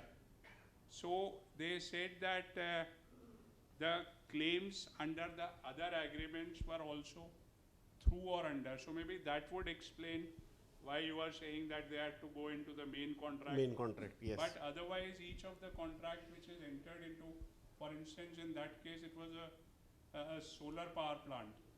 So one contract was for supply of goods, the equipment. The other was for installing that equipment. The third was for leasing. Maintaining, the solar plant has to be maintained. And the fourth was of selling, the next was of selling the power. So that is how one single transaction, which could have been by one contract, was split up into 5 contracts. So that really doesn't matter. So according to me, main or non-main would not be, but if the criteria. Supreme Court has said so, and again I emphasize that the court was required to step in and do this because of the fault of us legal practitioners and parties to the contract. We should have taken care of that. So what I want all of you to go back with today is to ensure that this kind of a situation does not arise and you don't spend time and money, as you said. So I'm reminded of an anecdote. As you were told, initially I joined a law firm. So there I was given the portfolio. I'm talking of 40 years ago. There used to be a lot of written opinions at that time because the corporates didn't have legal counsels like all of you. So there very large corporates would have a legal aid, but he was also more like just for marking the matters or sending for opinion the questions which arose. And the firm in which I was working, we had a lot of autonomy, like in arbitration, that I was barely a year old, but I was told unless you need somebody else to be consulted, you keep on sending your opinion. And we used to have about 7 or 8 opinions in a day in writing. And so one particular client, I kept on sending opinions, and then one day I was called into the partner's chamber and the partner was not there, and some person very heavy built whom I did not know, had never met, he was there, and very old, much older, and it turned out he was the legal head. That's how they were called at that time of the group. So he had a folder in which I could see all my written opinions. So he went through that. He said, बरखुरदार, लिखते तो अच्छा हो, पर अगर ऐसे ही करते रहोगे तो क्या तुम खाओगे और क्या हम खाएंगे? So you have to be careful of that also. Sir, another issue that I wanted to check with you was, as I read these judgments, particularly relating to group of company doctrine, the court lays lot of emphasis on this fact, provided this is available in some cases, that one particular person, like there are 5 companies, and there is 1 or 2 person who are commonly authorized for all these companies to arrive at the common intention issue. Now, how that can be done when more particularly when the settled legal position is that company is a separate legal entity and authorizing somebody does not really matter. Anybody can be authorized whether he is an employee or not. I think I have spoken sufficiently on this. No, you please, you go ahead with your thing on this. Maybe she can after that. See, again, it becomes very, very factual in both the cases, and I have not really read there about 3 other cases of the Supreme Court in which this group of companies, I'm primarily addressing on the basis of Floro and Amit Lalchandsa. See, different legal entity was given a go-by. In both the cases, each of the company was a different legal entity. What was necessary was the common management, at the end of the day, the common control of the shareholding and of the running of the businesses of all the entities. So that was the spirit in which, and the single nature of the transaction. So a distinction has to be made between a single transaction and allied or connected transaction. Because what you said about subcontractor, now that's a case of a connected transaction. there was another judgment I was reading, I don't know. Yeah, in that what had happened was that one of the companies which had to source a large number of, which had to purchase, I guess all companies have to purchase, they entered into an agreement with a financing company that you will give credit to all our suppliers so that our creditors get their payment immediately. And that contained an arbitration clause. And then the suppliers were not compelled to take finance from that company, but because very favorable terms were being offered, so most of the suppliers started taking credit from that financial company. And then a dispute arose between the supplier and the financing company. The supplier must have defaulted, and I think they filed a Section 11 in Calcutta as per the jurisdiction of that contract. And there was also some dispute between the financier and the, what should I say, the manufacturing company which had entered into the other contract. So the payments from one to one, and they were stuck up like this. So the attempt was made in the Delhi High Court to have one arbitration only instead of two arbitrations. Now they were totally allied, interconnected contracts, and same chloro control and all were debated, but it was held no, there cannot be one arbitration. It will have to be separate arbitrations under both the clauses. Payal, what is your view on this?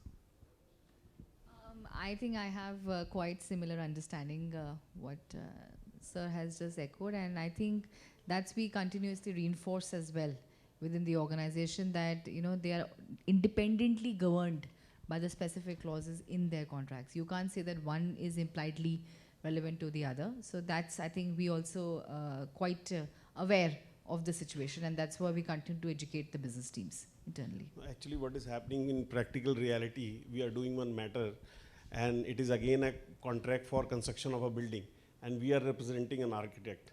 So there, the other side, who was the owner of the building, once everything was done, now they have raised a dispute with all the vendors, whether the architect, whether the construction contractor, other vendor, etc. So they are also trying to bring, using this Amit Lalchand, etc. argument, under the same arbitration. So which is not really the intention of law, because every party is separate in its own, has own right under the agreement. So, sir, with this, I think the consensus is that if there is no arbitration agreement, except in the case of group of company doctrine, there cannot be an arbitration, parties cannot be compelled to do arbitration. And also I must add, before I ask the participant to put question, the Supreme Court has again referred this matter to a larger bench to examine as to what exactly is the legal principle, even in the, for the purpose of applying this group of company doctrine, because now, as of now, court says that it is being applied more as a tool of convenience, and there is no legal basis. So matter has been recently referred to a larger bench, and hopefully they will come up with some parameters based on which we can decide whether this doctrine has to be applied or not. With this, sir, with your permission, I can open the floor for questions. Except that you will be eating into your lunch or the next session. Not really. If anybody has any question, please.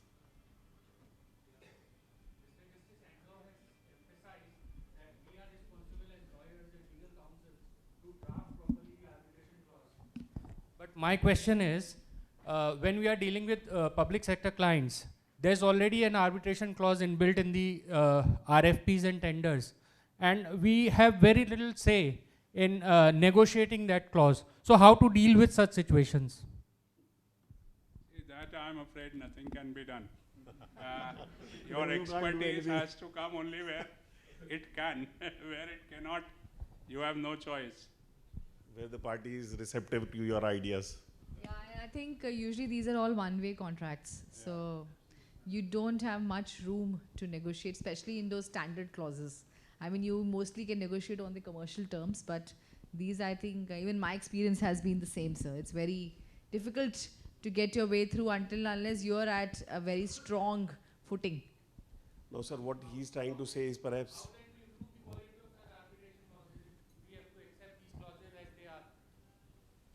It's a dichotomy. We have the intention to improve upon these clauses, but we don't have the arms and tooth to do that, or even the pen in our case. You have to invite them to Seminar. forums like this. So on a very crude way of saying it, and especially when we deal with such situations in houses, many times you end up into a mess, and that time the business learns. You know, so next time when they're in a situation like this, they will themselves learn that why that clause was so relevant and they need to change it. So I think many times, in fact, in our corporates, we have gone back and seen some typical clauses like this when it didn't work in a situation. So if things go well, everything is good. If they don't, then it gives situation of reinventing it. Yeah, okay. So where you have to suffer it, enjoy it. Yes. Thank you, sir. Sir, if I can add to that. We had, of course, we also worked a lot with public sector. I think the right entry point to address some of it, even if with some hope, is at the time of pre-bid meetings. So typically there is an industry consultation these days. That has become very popular. So even before the RFP comes out, there is industry consultation. And then there is a pre-bid RFP queries. And then there is, of course, pre-bid meeting. So those may be some places to think about. Of course. Actually, the problem is, I tell you, what our experience has been, that because most of these public authority get funding from international funding institutions, so their contracts are already approved from them. Like, for example, we have seen DRB mechanism. It is not serving any purpose, except that time is wasted, and then we again go, both the parties, they don't accept the recommendation of the DRB, still they adopt that process. And the only reason they do it because the funding agency want those clauses to be incorporated. Maybe they have a different idea about it. You are right. I mean, if it is a FIDIC or some kind of standard contract, then there is less chance. But even the funding, like I work with the World Bank, they do have inputs at the time of standard documents. So during every few years there is a refresh. So maybe some consultation. Yes. So maybe he can try advising that to the client. Yes, you want to ask something again? Yeah, please.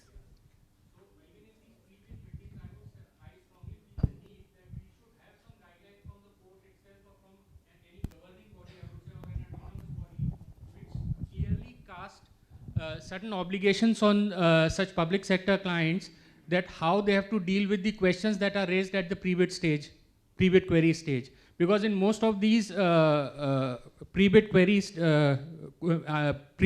meetings, these questions are brushed aside by stating that the tender condition would prevail. They don't go into the logic that is advanced for amending or carrying out amendments in the existing clauses.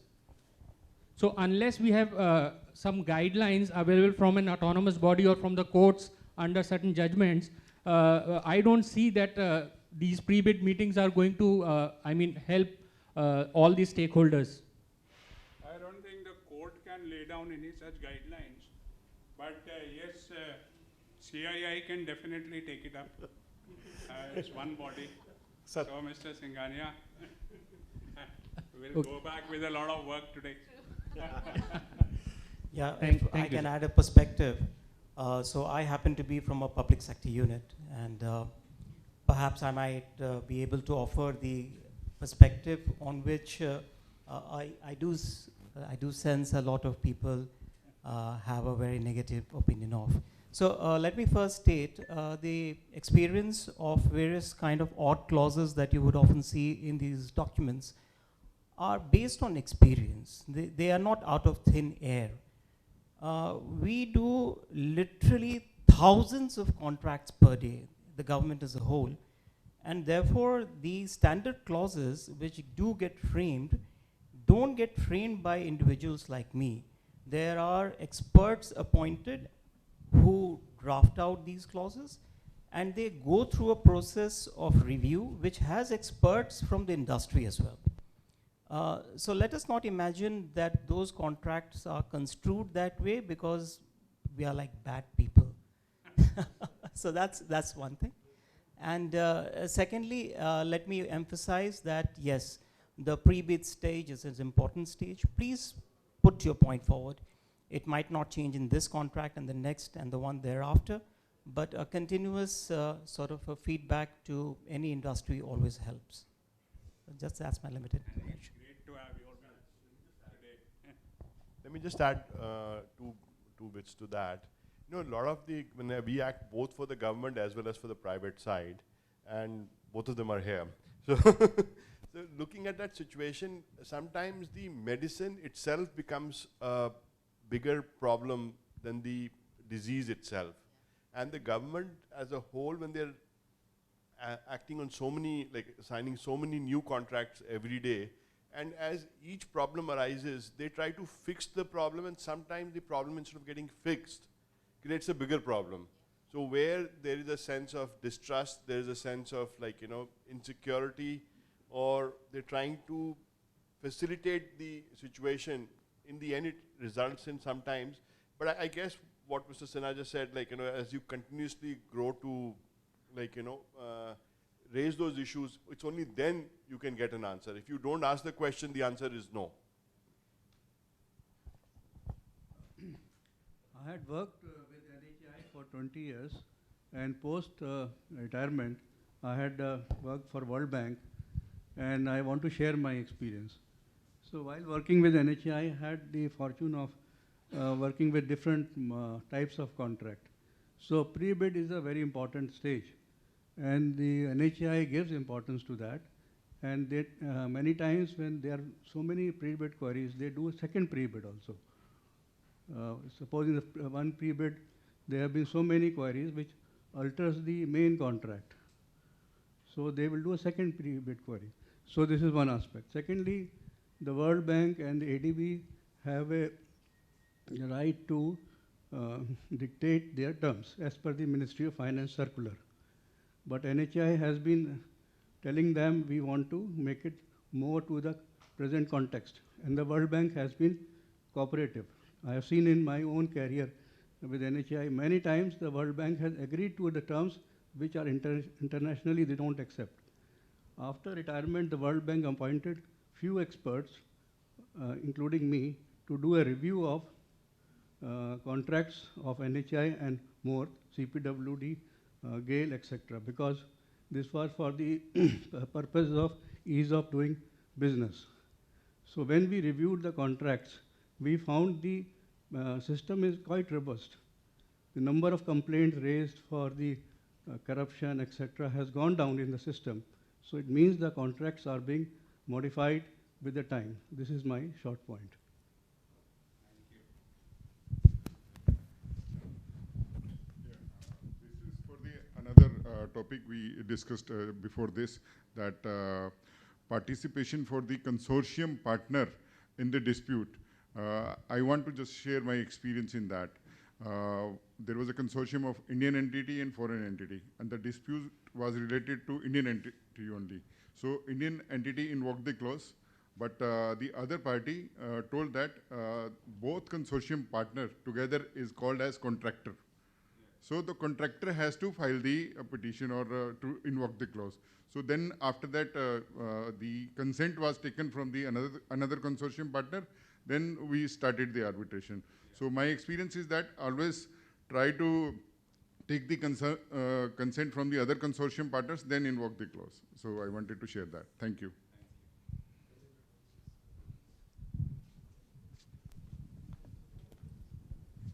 And I think then we can finish this round. Thank you, sir. Thank you, Payal. Thank you.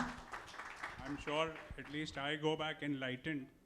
We have had such good information flowing in which one would not otherwise receive. So thank you, all of you. Changes here. So I would like to introduce the next panel. The panel is the session is on latest trends in infrastructure contracts. And the session is being moderated by our partner, Mr. Abhimeet Sinha. And Abhimeet has been instrumental in establishing our firm's forte in government advisory, infrastructure, renewable energy, and electricity sector. He has been commended by the clients for his sharp legal acumen, calm and composed nature, and a good business sense. Abhimeet has been legal advisor in prestigious infrastructure projects. A lot of them are classified projects of Government of India.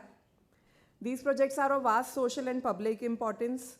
Some of the famous infrastructure projects where he has been the legal advisor is Omkareshwar Dam, which is amongst the largest floating solar power projects of India, Delhi-Mumbai Expressway, and Ro-Ro Ferry in Gujarat Maritime Board. Thank you. Please.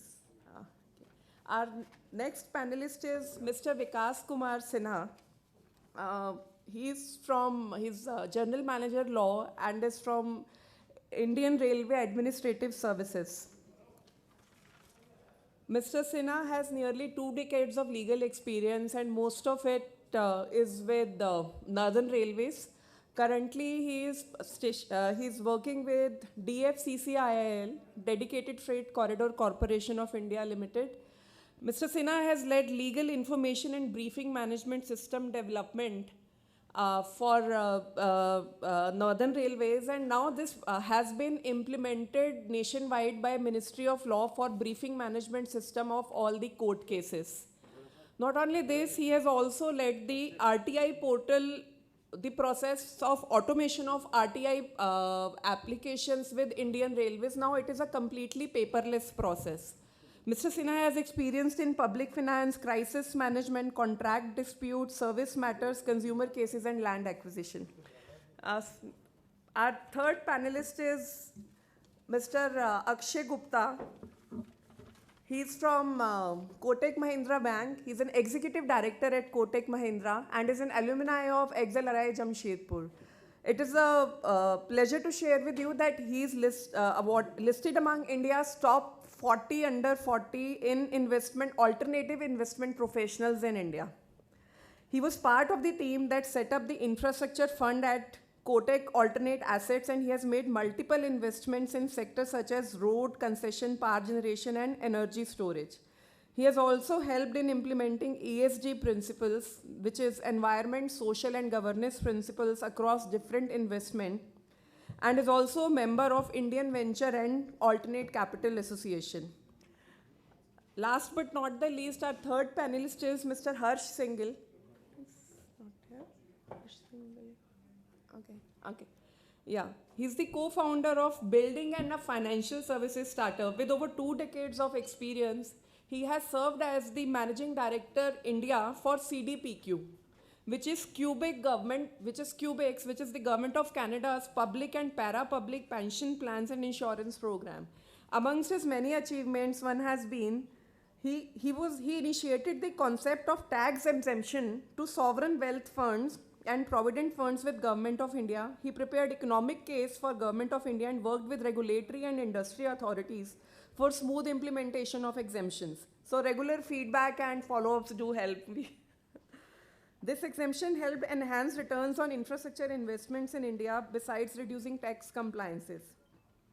Mr. Singhal has also experience of working with McKinsey, SRF Limited, PwC, Boston Consulting Group, and International Finance Corporation. Over to you, Abhimeet. Thank you.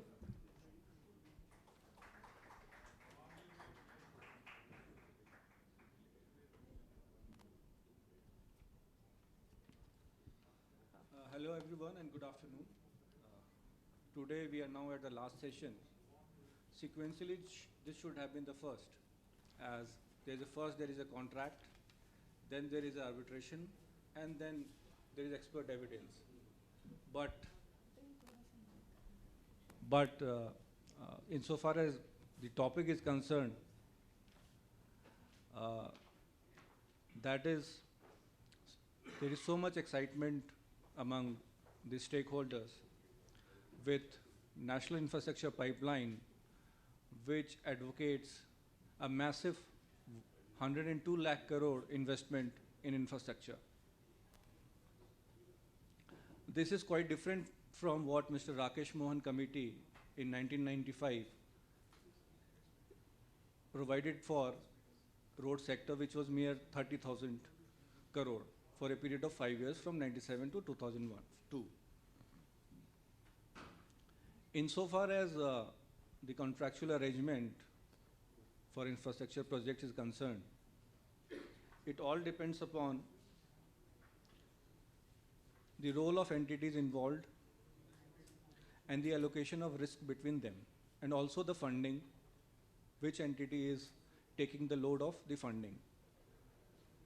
It is generally understood if the public entity is involved, it is a EPC contract, and if there is a participation of a private entity, then it's a public-private partnership model.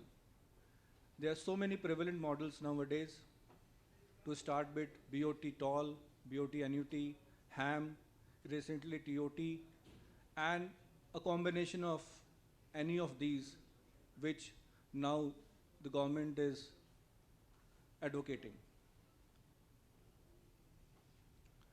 Insofar as latest trend is concerned in the contracts, all the stakeholders in different sectors have coordinated for suggesting amendments in the model concession agreement. Insofar, briefly, I will just sum up some of the latest amendments or the suggestions in the model concession agreement. For highways,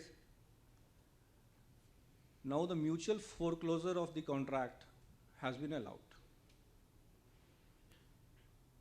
There used to be so many delays in start of the project because of the land acquisition issues.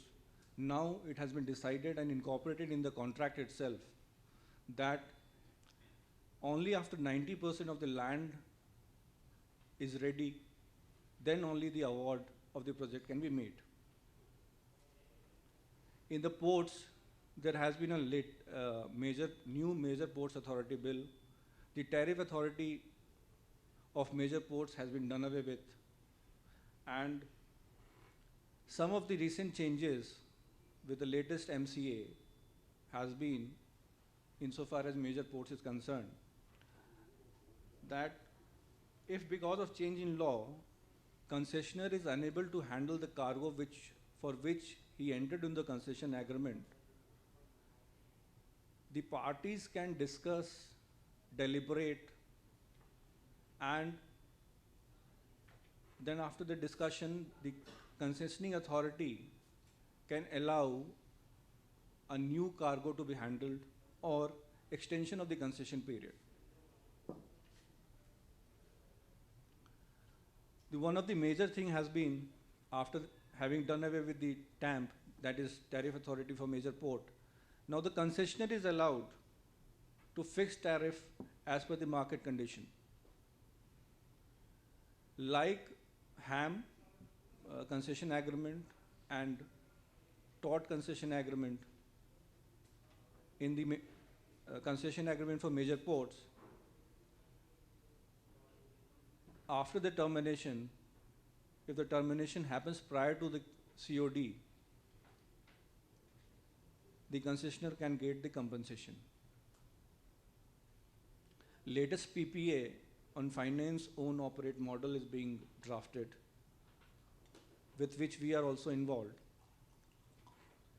The change in law provisions, which used to be a topic of concern, has been linked with the change in law regulation issued by CERC. Similar has been the case with the payment security mechanism. That also has been linked by a regulation issued by CERC, that is late payment surcharge regulation. We have discussed the national infrastructure pipeline with a massive investment. We have discussed now what kind of changes have been brought in the major concession, in the concession agreements.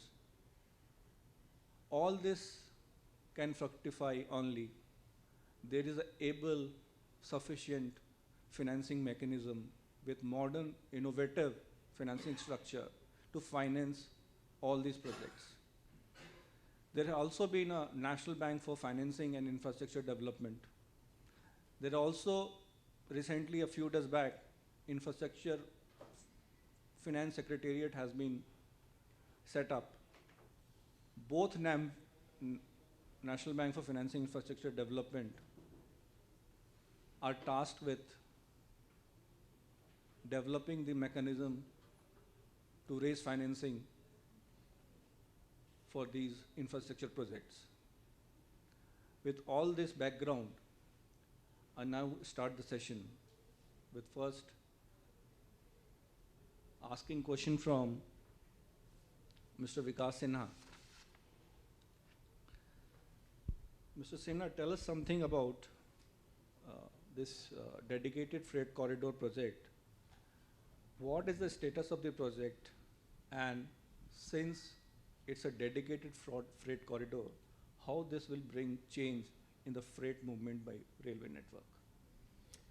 So good afternoon, everyone, and thank you for the opportunity to be interacting with this group. In as far as the dedicated freight corridor is concerned, it's slightly different from the context that you've already provided. So it's not a funded project. Equity participation is nil. So it's entirely funded by the multilateral institutions, that is JICA and the World Bank. Just to briefly touch on an aspect, or perhaps let me just tell you about the dedicated freight corridor, and then I can come back to a little digression. The dedicated freight corridor idea is very simple. Like we travel on a road, and I may be having a very powerful and efficient car, but if there is a auto rickshaw in front of me, I get stuck. So it's of mixed traffic. So the Indian Railways, 18% of our network carries 58% of the passenger traffic and 52% of the freight traffic. And obviously there's a lot of congestion. And the solution therefore being found is to set up a dedicated freight corridor. So the freight will come on our railway tracks, and the Indian Railway present network will be made available for the passenger networks. The idea is to reduce logistics costs in the country. Currently, there are the logistics cost of the logistics cost is about 9% of the GDP. After a lot of accompanying projects having been completed, Sagar Mala being one of them, Golden Quadrilateral being the other, dedicated freight corridor again being a part of that. The idea is to reduce this to about 7% of the GDP, and the world standard on that is about 4 to 5% of GDP. So that's the intention, and as far as our project is concerned, we expect to be able to deliver most of the project by June 23, except a small portion on the western sector, which is going to take about another 6 months. The projects are on EPC basis. So we have some very exceptionally large contracts. They have very modern contractual features, and in reference to the discussion today on disputes, even the dispute mechanism is one which is relatively advanced. And on the earlier discussion, we had the apprehension that the DRB process doesn't work. On my organization, we are one of the few organizations which actually implement the DRB decisions along the lines about the which are in operation with respect to the arbitration agreements, arbitration awards being challenged only after 75% is paid up to the contractor. In terms of the digression, so the dispute clause is something which has been incorporated within our own contract, largely as a feedback which has come through the multilateral institutions. And Abhimeet was mentioning about the clause on the land, where 90% of the land has to be made available.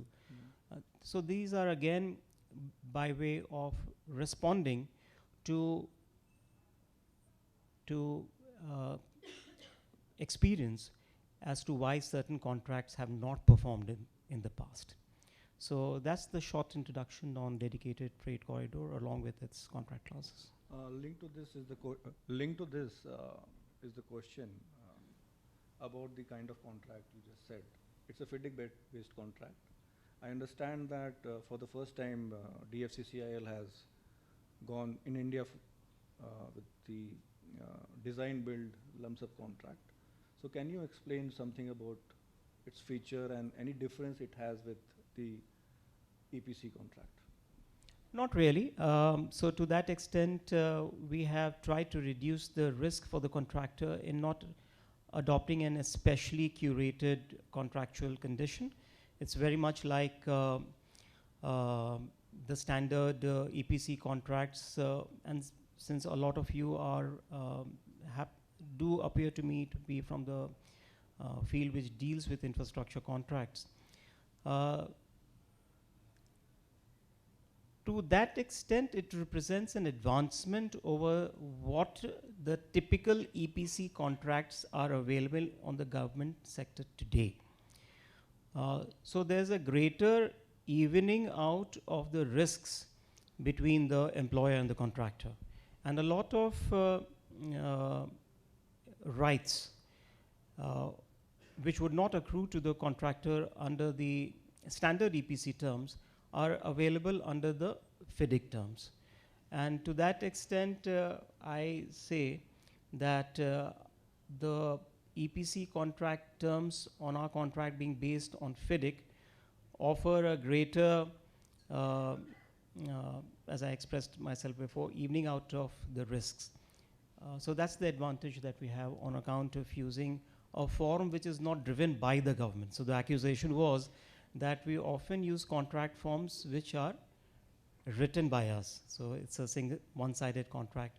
So these are the mechanisms by which the industry is able to have a more even-handed contract put in place. And frankly, in the government, there is no preconceived notion that we must have clauses which are government-friendly or industry, anti-industry. No, that's not our intention, because ultimately the idea is that the project has to be delivered. The contract has to succeed. And so to that extent, I would say it that DFC does have better EPC contracts than is otherwise prevalent on the government system. Thank you. Now, Harsh, Mr. Sinha just said about the project being funded by the DFCCIL being funded by multilateral agencies like JICA and World Bank. You have prior experience in handling complex project finance structures, funding related to them.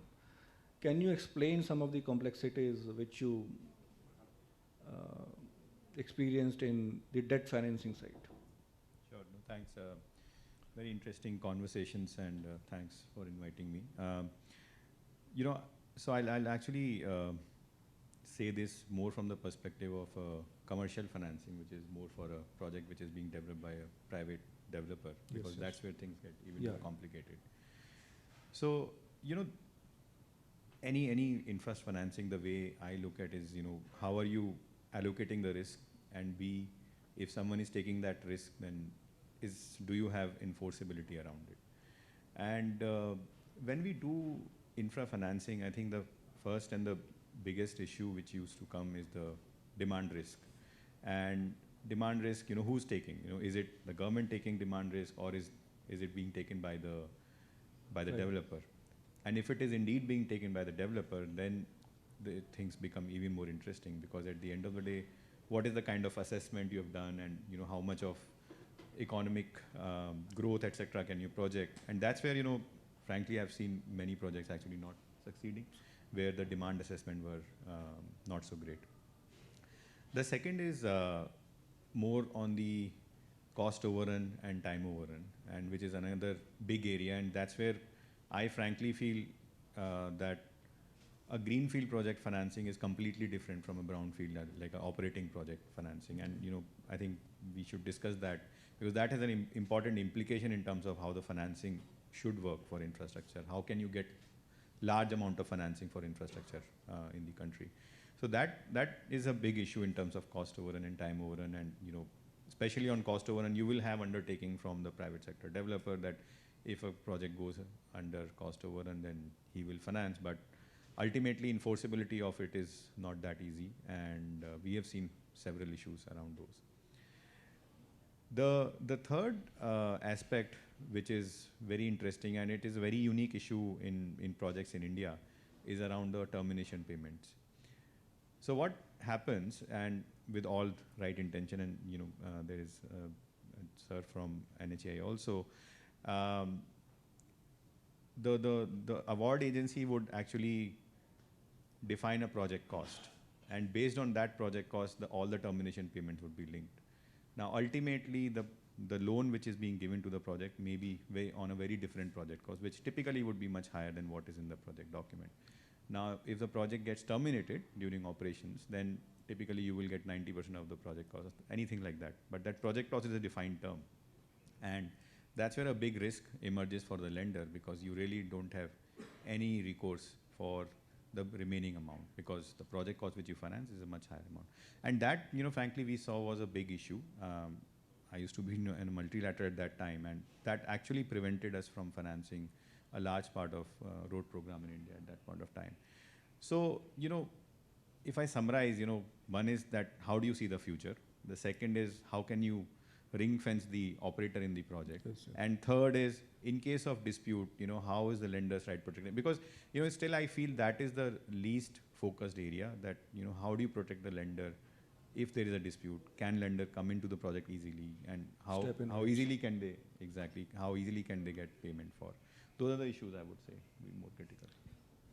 Akshay, we discussed the issue in the greenfield projects. Now, some of the brownfield projects Kotak Infrastructure Fund has invested in, and we note that at least 5-6 operating road assets have been acquired by Kotak Infrastructure Fund.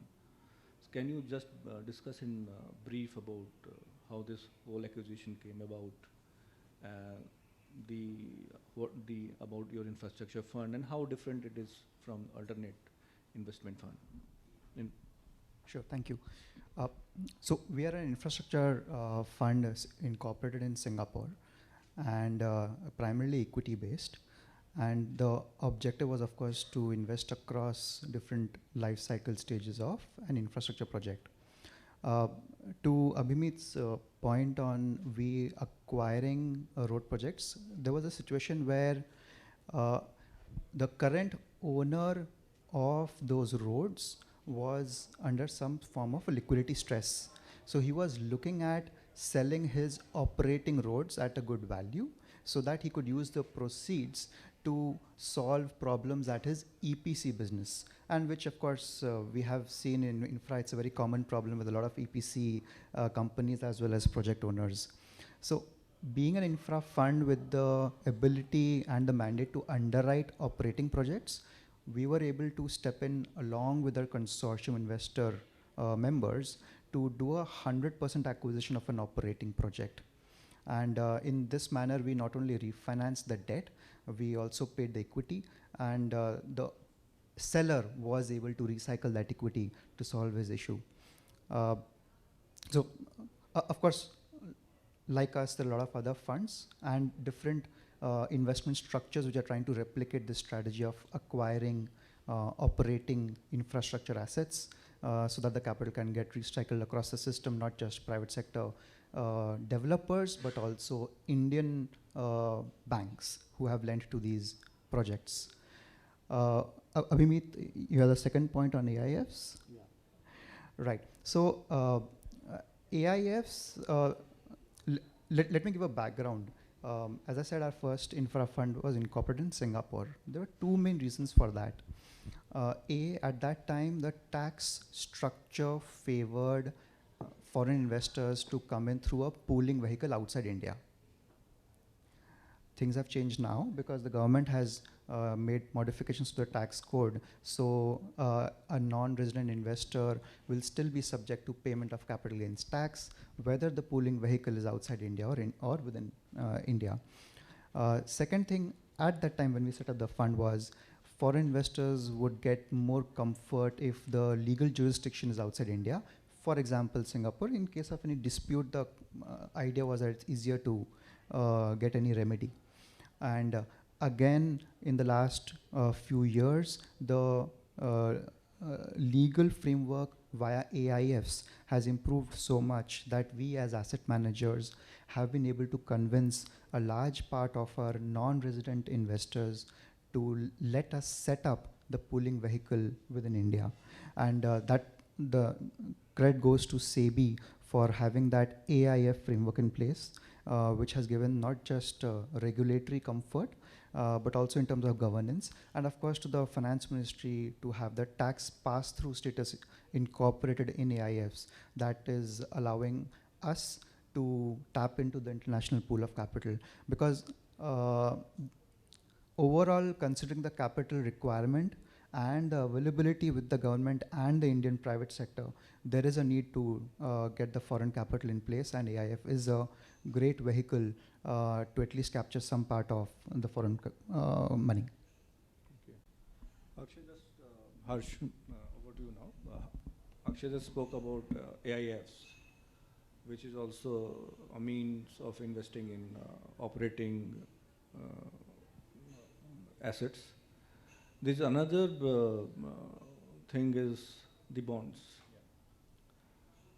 So there's so much traction in the government bond segment, but not so much in the private corporate bond market.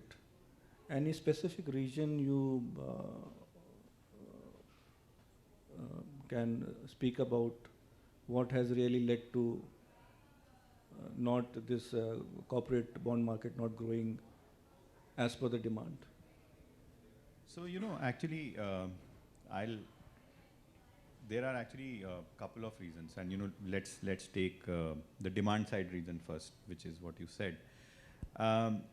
You know, if you see the current environment in the debt market, I don't know how many of you actually work in the debt market, but if you talk to any of your brokers, you will realize it's a very, how should I say, it's in some sort of monopolized kind of market.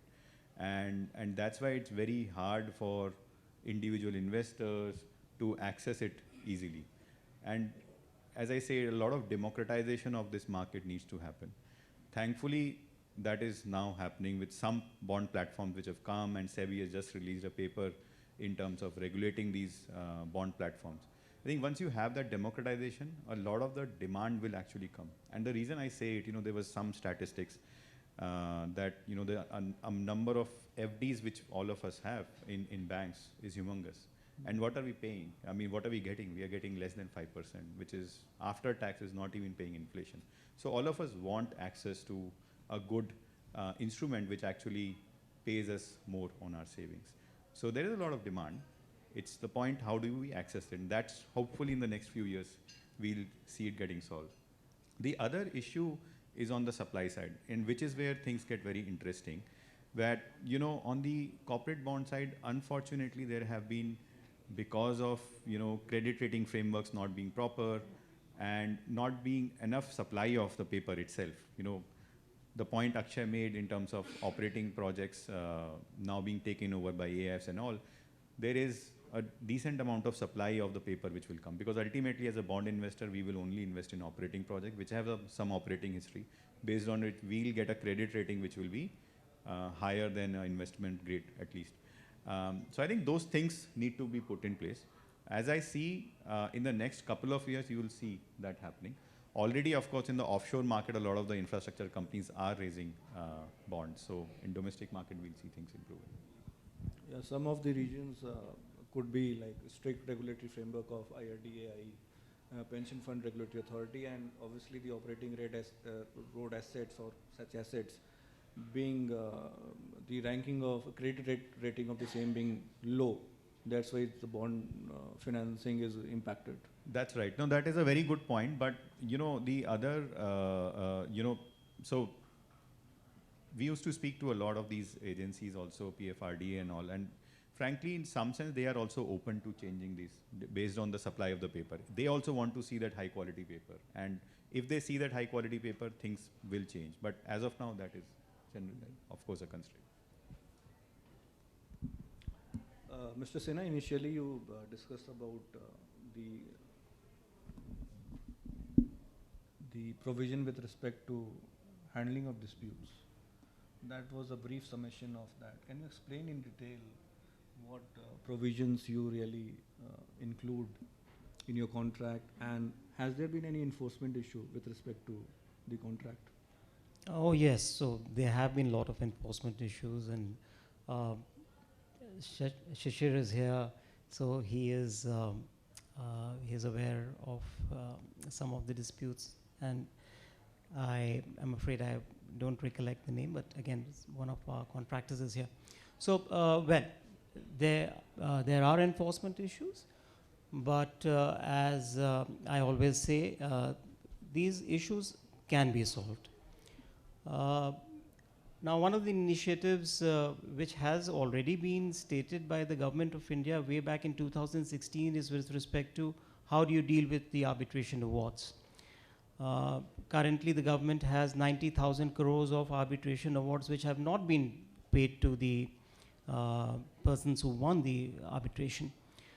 So on DFCCIL, we accept the Government of India directive in that regard. And if we are to challenge any arbitration awards, the Government of India policy of paying 75% against a BG is something that we follow. And in respect of the pre-arbitration awards, again, we have on our own initiative implemented a similar policy. In as far as the structure is concerned, again, it's a very well-known structure. There is a pre-arbitration provision. There's an occasion for settlement of the dispute between the parties, and subsequently, of course, arbitration and other legal courses. In as far as settlement is concerned, our organization is yet to formally accept the settlement rules, but we are in a very advanced stage of incorporating some of the best practices which are already in operation in a large number of PSUs. So there will be disputes, we acknowledge that, and we try our best to have that resolved in a manner which is least disruptive of business. So for instance, in the DAB provision, the pre-arbitration provision we have, the limitation is of 84 days. And our experience is that none of those disputes could get completed. Perhaps only the exceptional one could be completed within that period of 84 days. So now, my organization is trying to experiment with a policy that if you don't complete it by 84 days, then those DAB members are going to suffer a decline in their fees. So these are methods by which we want to bring about an efficient enforcement mechanism. And again, a very simple thing which everybody used during COVID was with respect to how do you do your proceedings online? And we intend to again make that online as a compulsory part of our dispute resolution process. So really speaking, perhaps the question as to whether there are enforcement issues should be put out to our contractors. I have a good picture to paint of myself, but I think the vote is out there. Okay, thank you. Well, Akshay, we just spoke about the IFs, and now one of the latest thing is InvITs. So InvITs are allowed in the under construction projects also, private InvITs, and the public InvITs are like, so similar to InvITs, can AIFs be also used in under construction projects? Yes, AIFs can be used, and there are of course different types of AIFs, category 1, category 2, category 3, and there is no per se sector restriction unless it is part of the specified category 1 project. And again, AIFs can be used for operating as well as under construction projects. But I think for operating projects, right now InvIT is the real mechanism through which the investment can take place. Okay.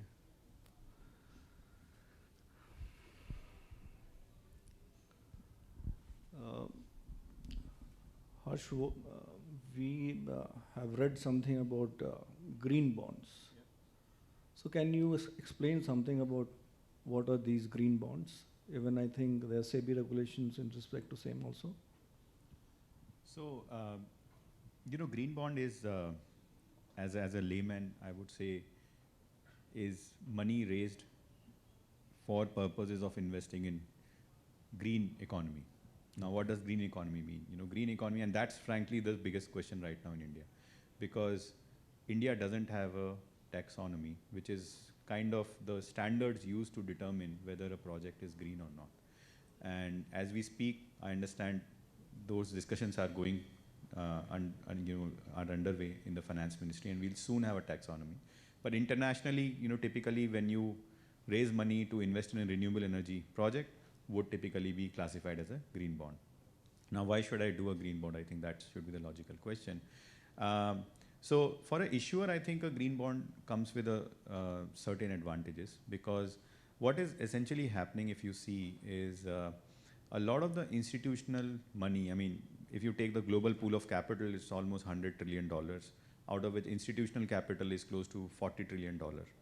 And if I just take the amount of capital, I mean, in terms of institutions who have taken zero carbon pledges, what does a zero carbon pledge mean? That any new investment I make will not be in a carbon emitting asset. So that 40 trillion, roughly 2/3 of the capital has already taken a zero carbon pledge. So what we are essentially saying, out of $40 trillion of institutional investment available in the global world, 30 trillion has some sort of a zero carbon pledge. Now those guys are only going to invest in green financing.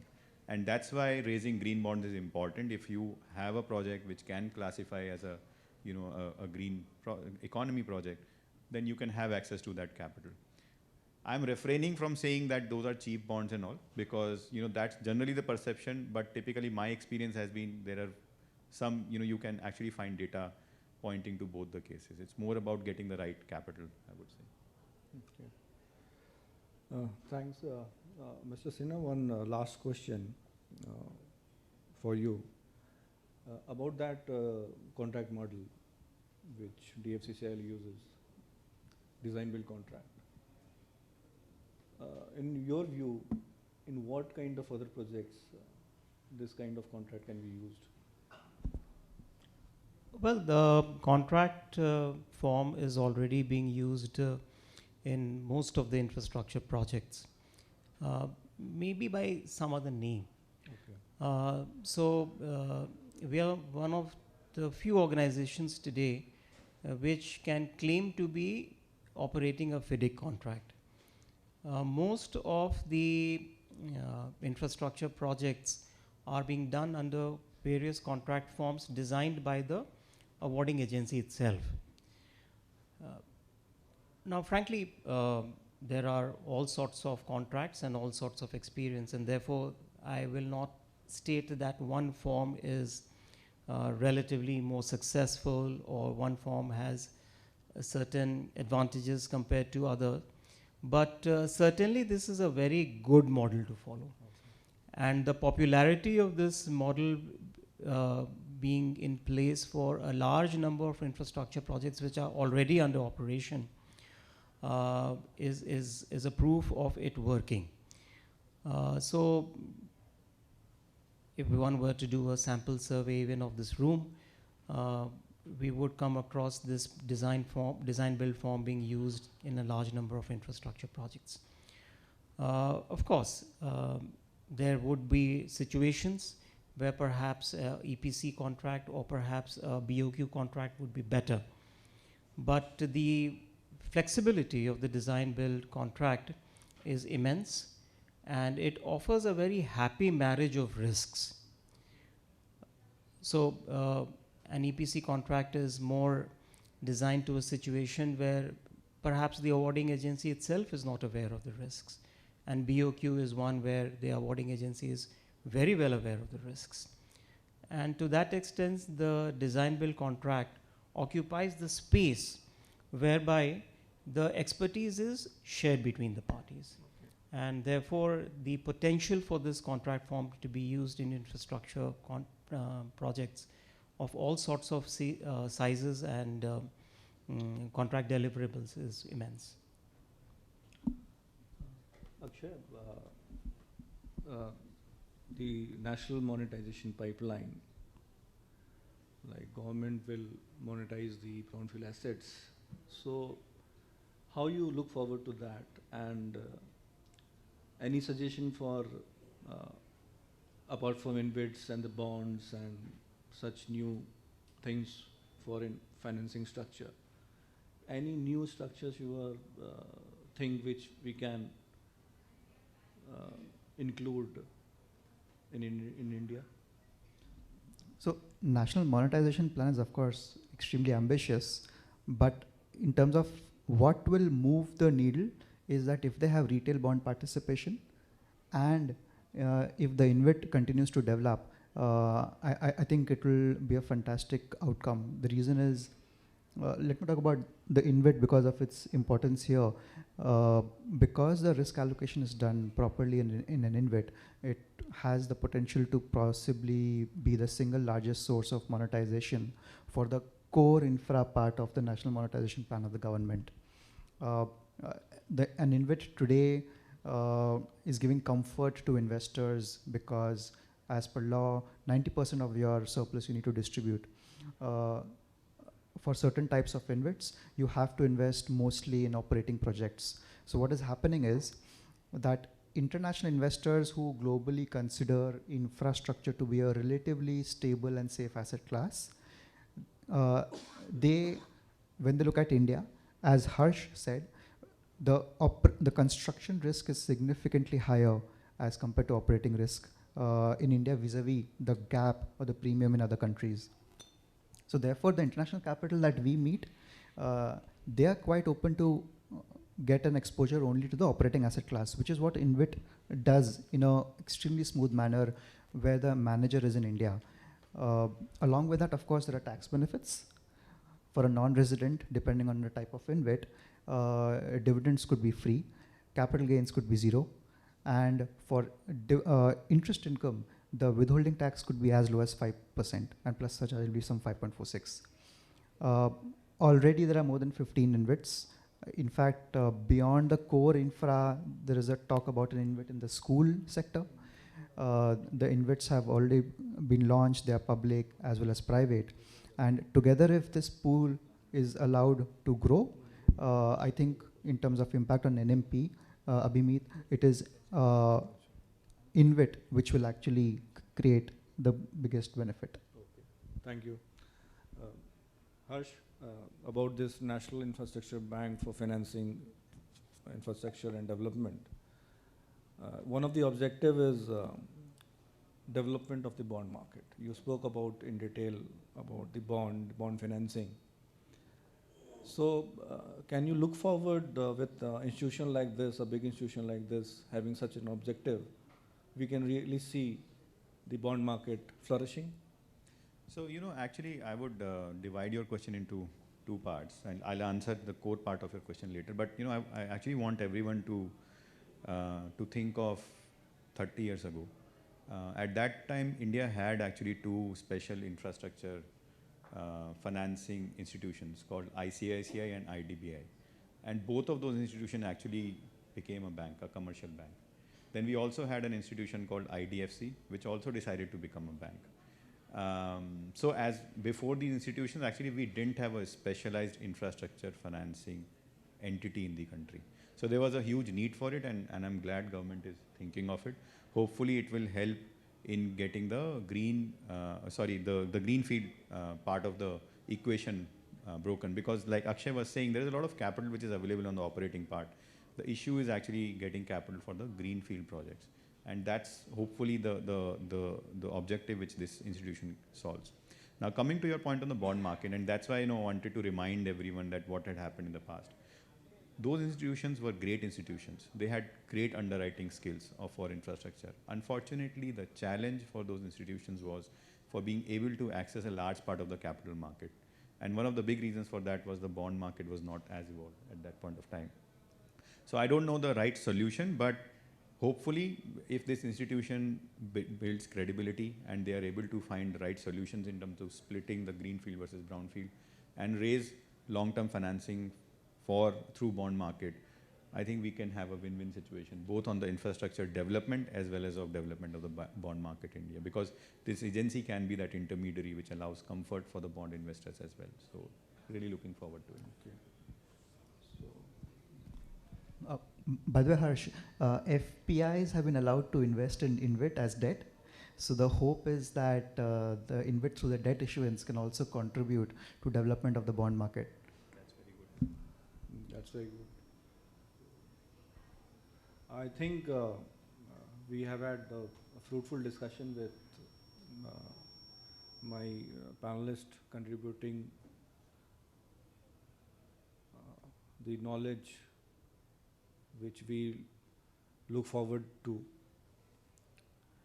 And now I open the floor for questions, if any, on the issue we discussed right now.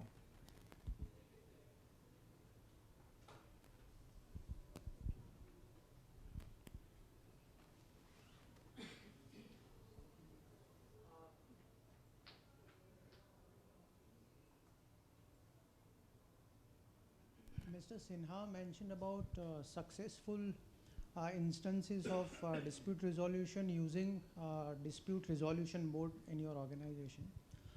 Ministry of Statistics and Program Implementation has come up with a report studying about 1,500 projects, out of which more than 400 projects are, 600 projects are delayed, and in more than 400 projects, there is cost overruns to the tune of 4.73 lakh crore rupees.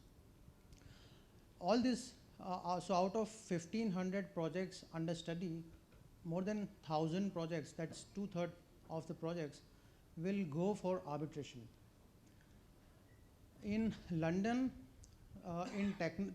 they have a specialized technology and construction court, TCC court. After successful implementation of adjudication, most of the cases that come up in TCC court is for enforcement of DB award and very less qua arbitration.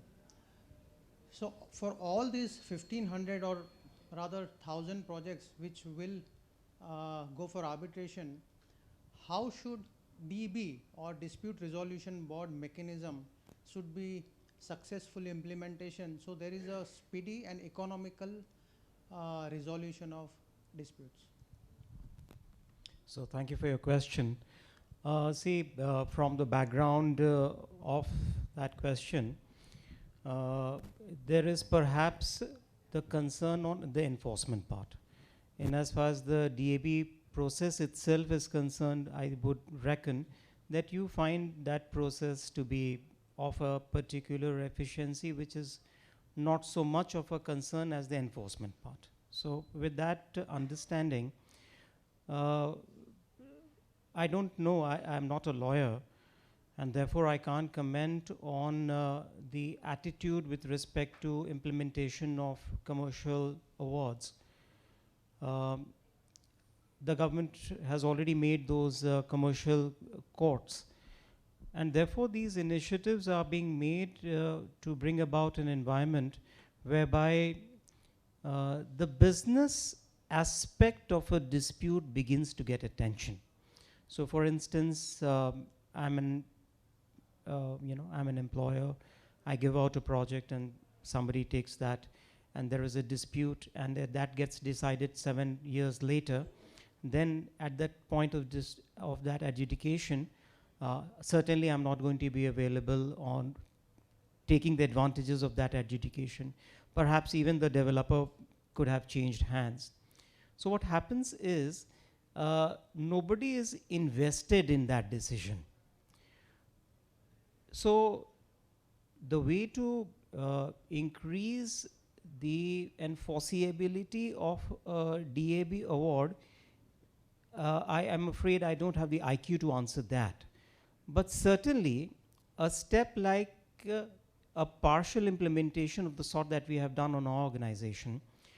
So you pay 75% of the DAB award to the party before you invoke an invitation, before you invoke the arbitration. So what happens is that enforcement part is addressed to a very large extent. And I wonder if anybody has paid attention to the mathematics of the Delhi Metro award. See, the initial award is only 2873 crores. So I may be a couple of crores here and there. And how much does Delhi Metro have to pay now? 6,300 crores. So where is that additional 3,500 crores coming from? It is coming from what lawyers call penlight interest. And what is that a reflection of? The enforcement inefficiency. And therefore, the enforcement inefficiency is something that all of us who are having something to do with projects need to be paying attention towards. And the development of a commercial court is a very welcome initiative. Apart from what the government does, it is also open to institutions like us to take steps to improve enforcement of the DAP awards. Thank you.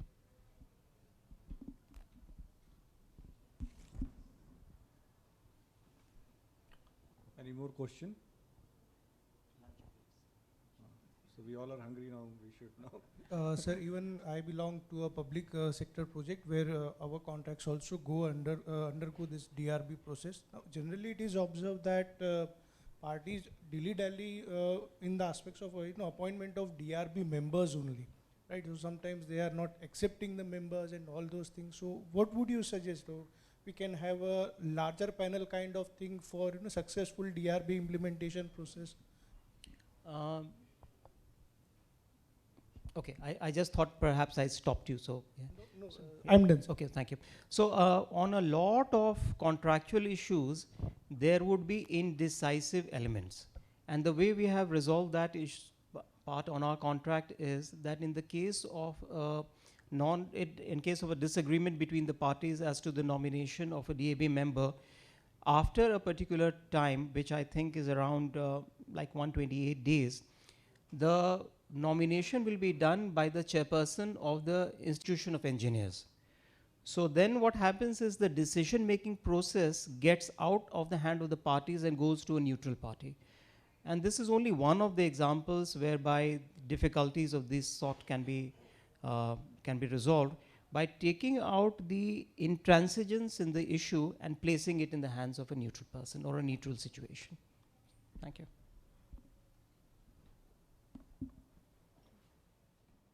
I'd just say that I'm grateful to all the panelists. I think we had some interesting deliberations and quite diverse issues from in the arbitration sector we're facing currently. We had some good questions, pointed questions. I hope something better comes out of it, and everybody has something to take back from this morning's deliberations. Thank you.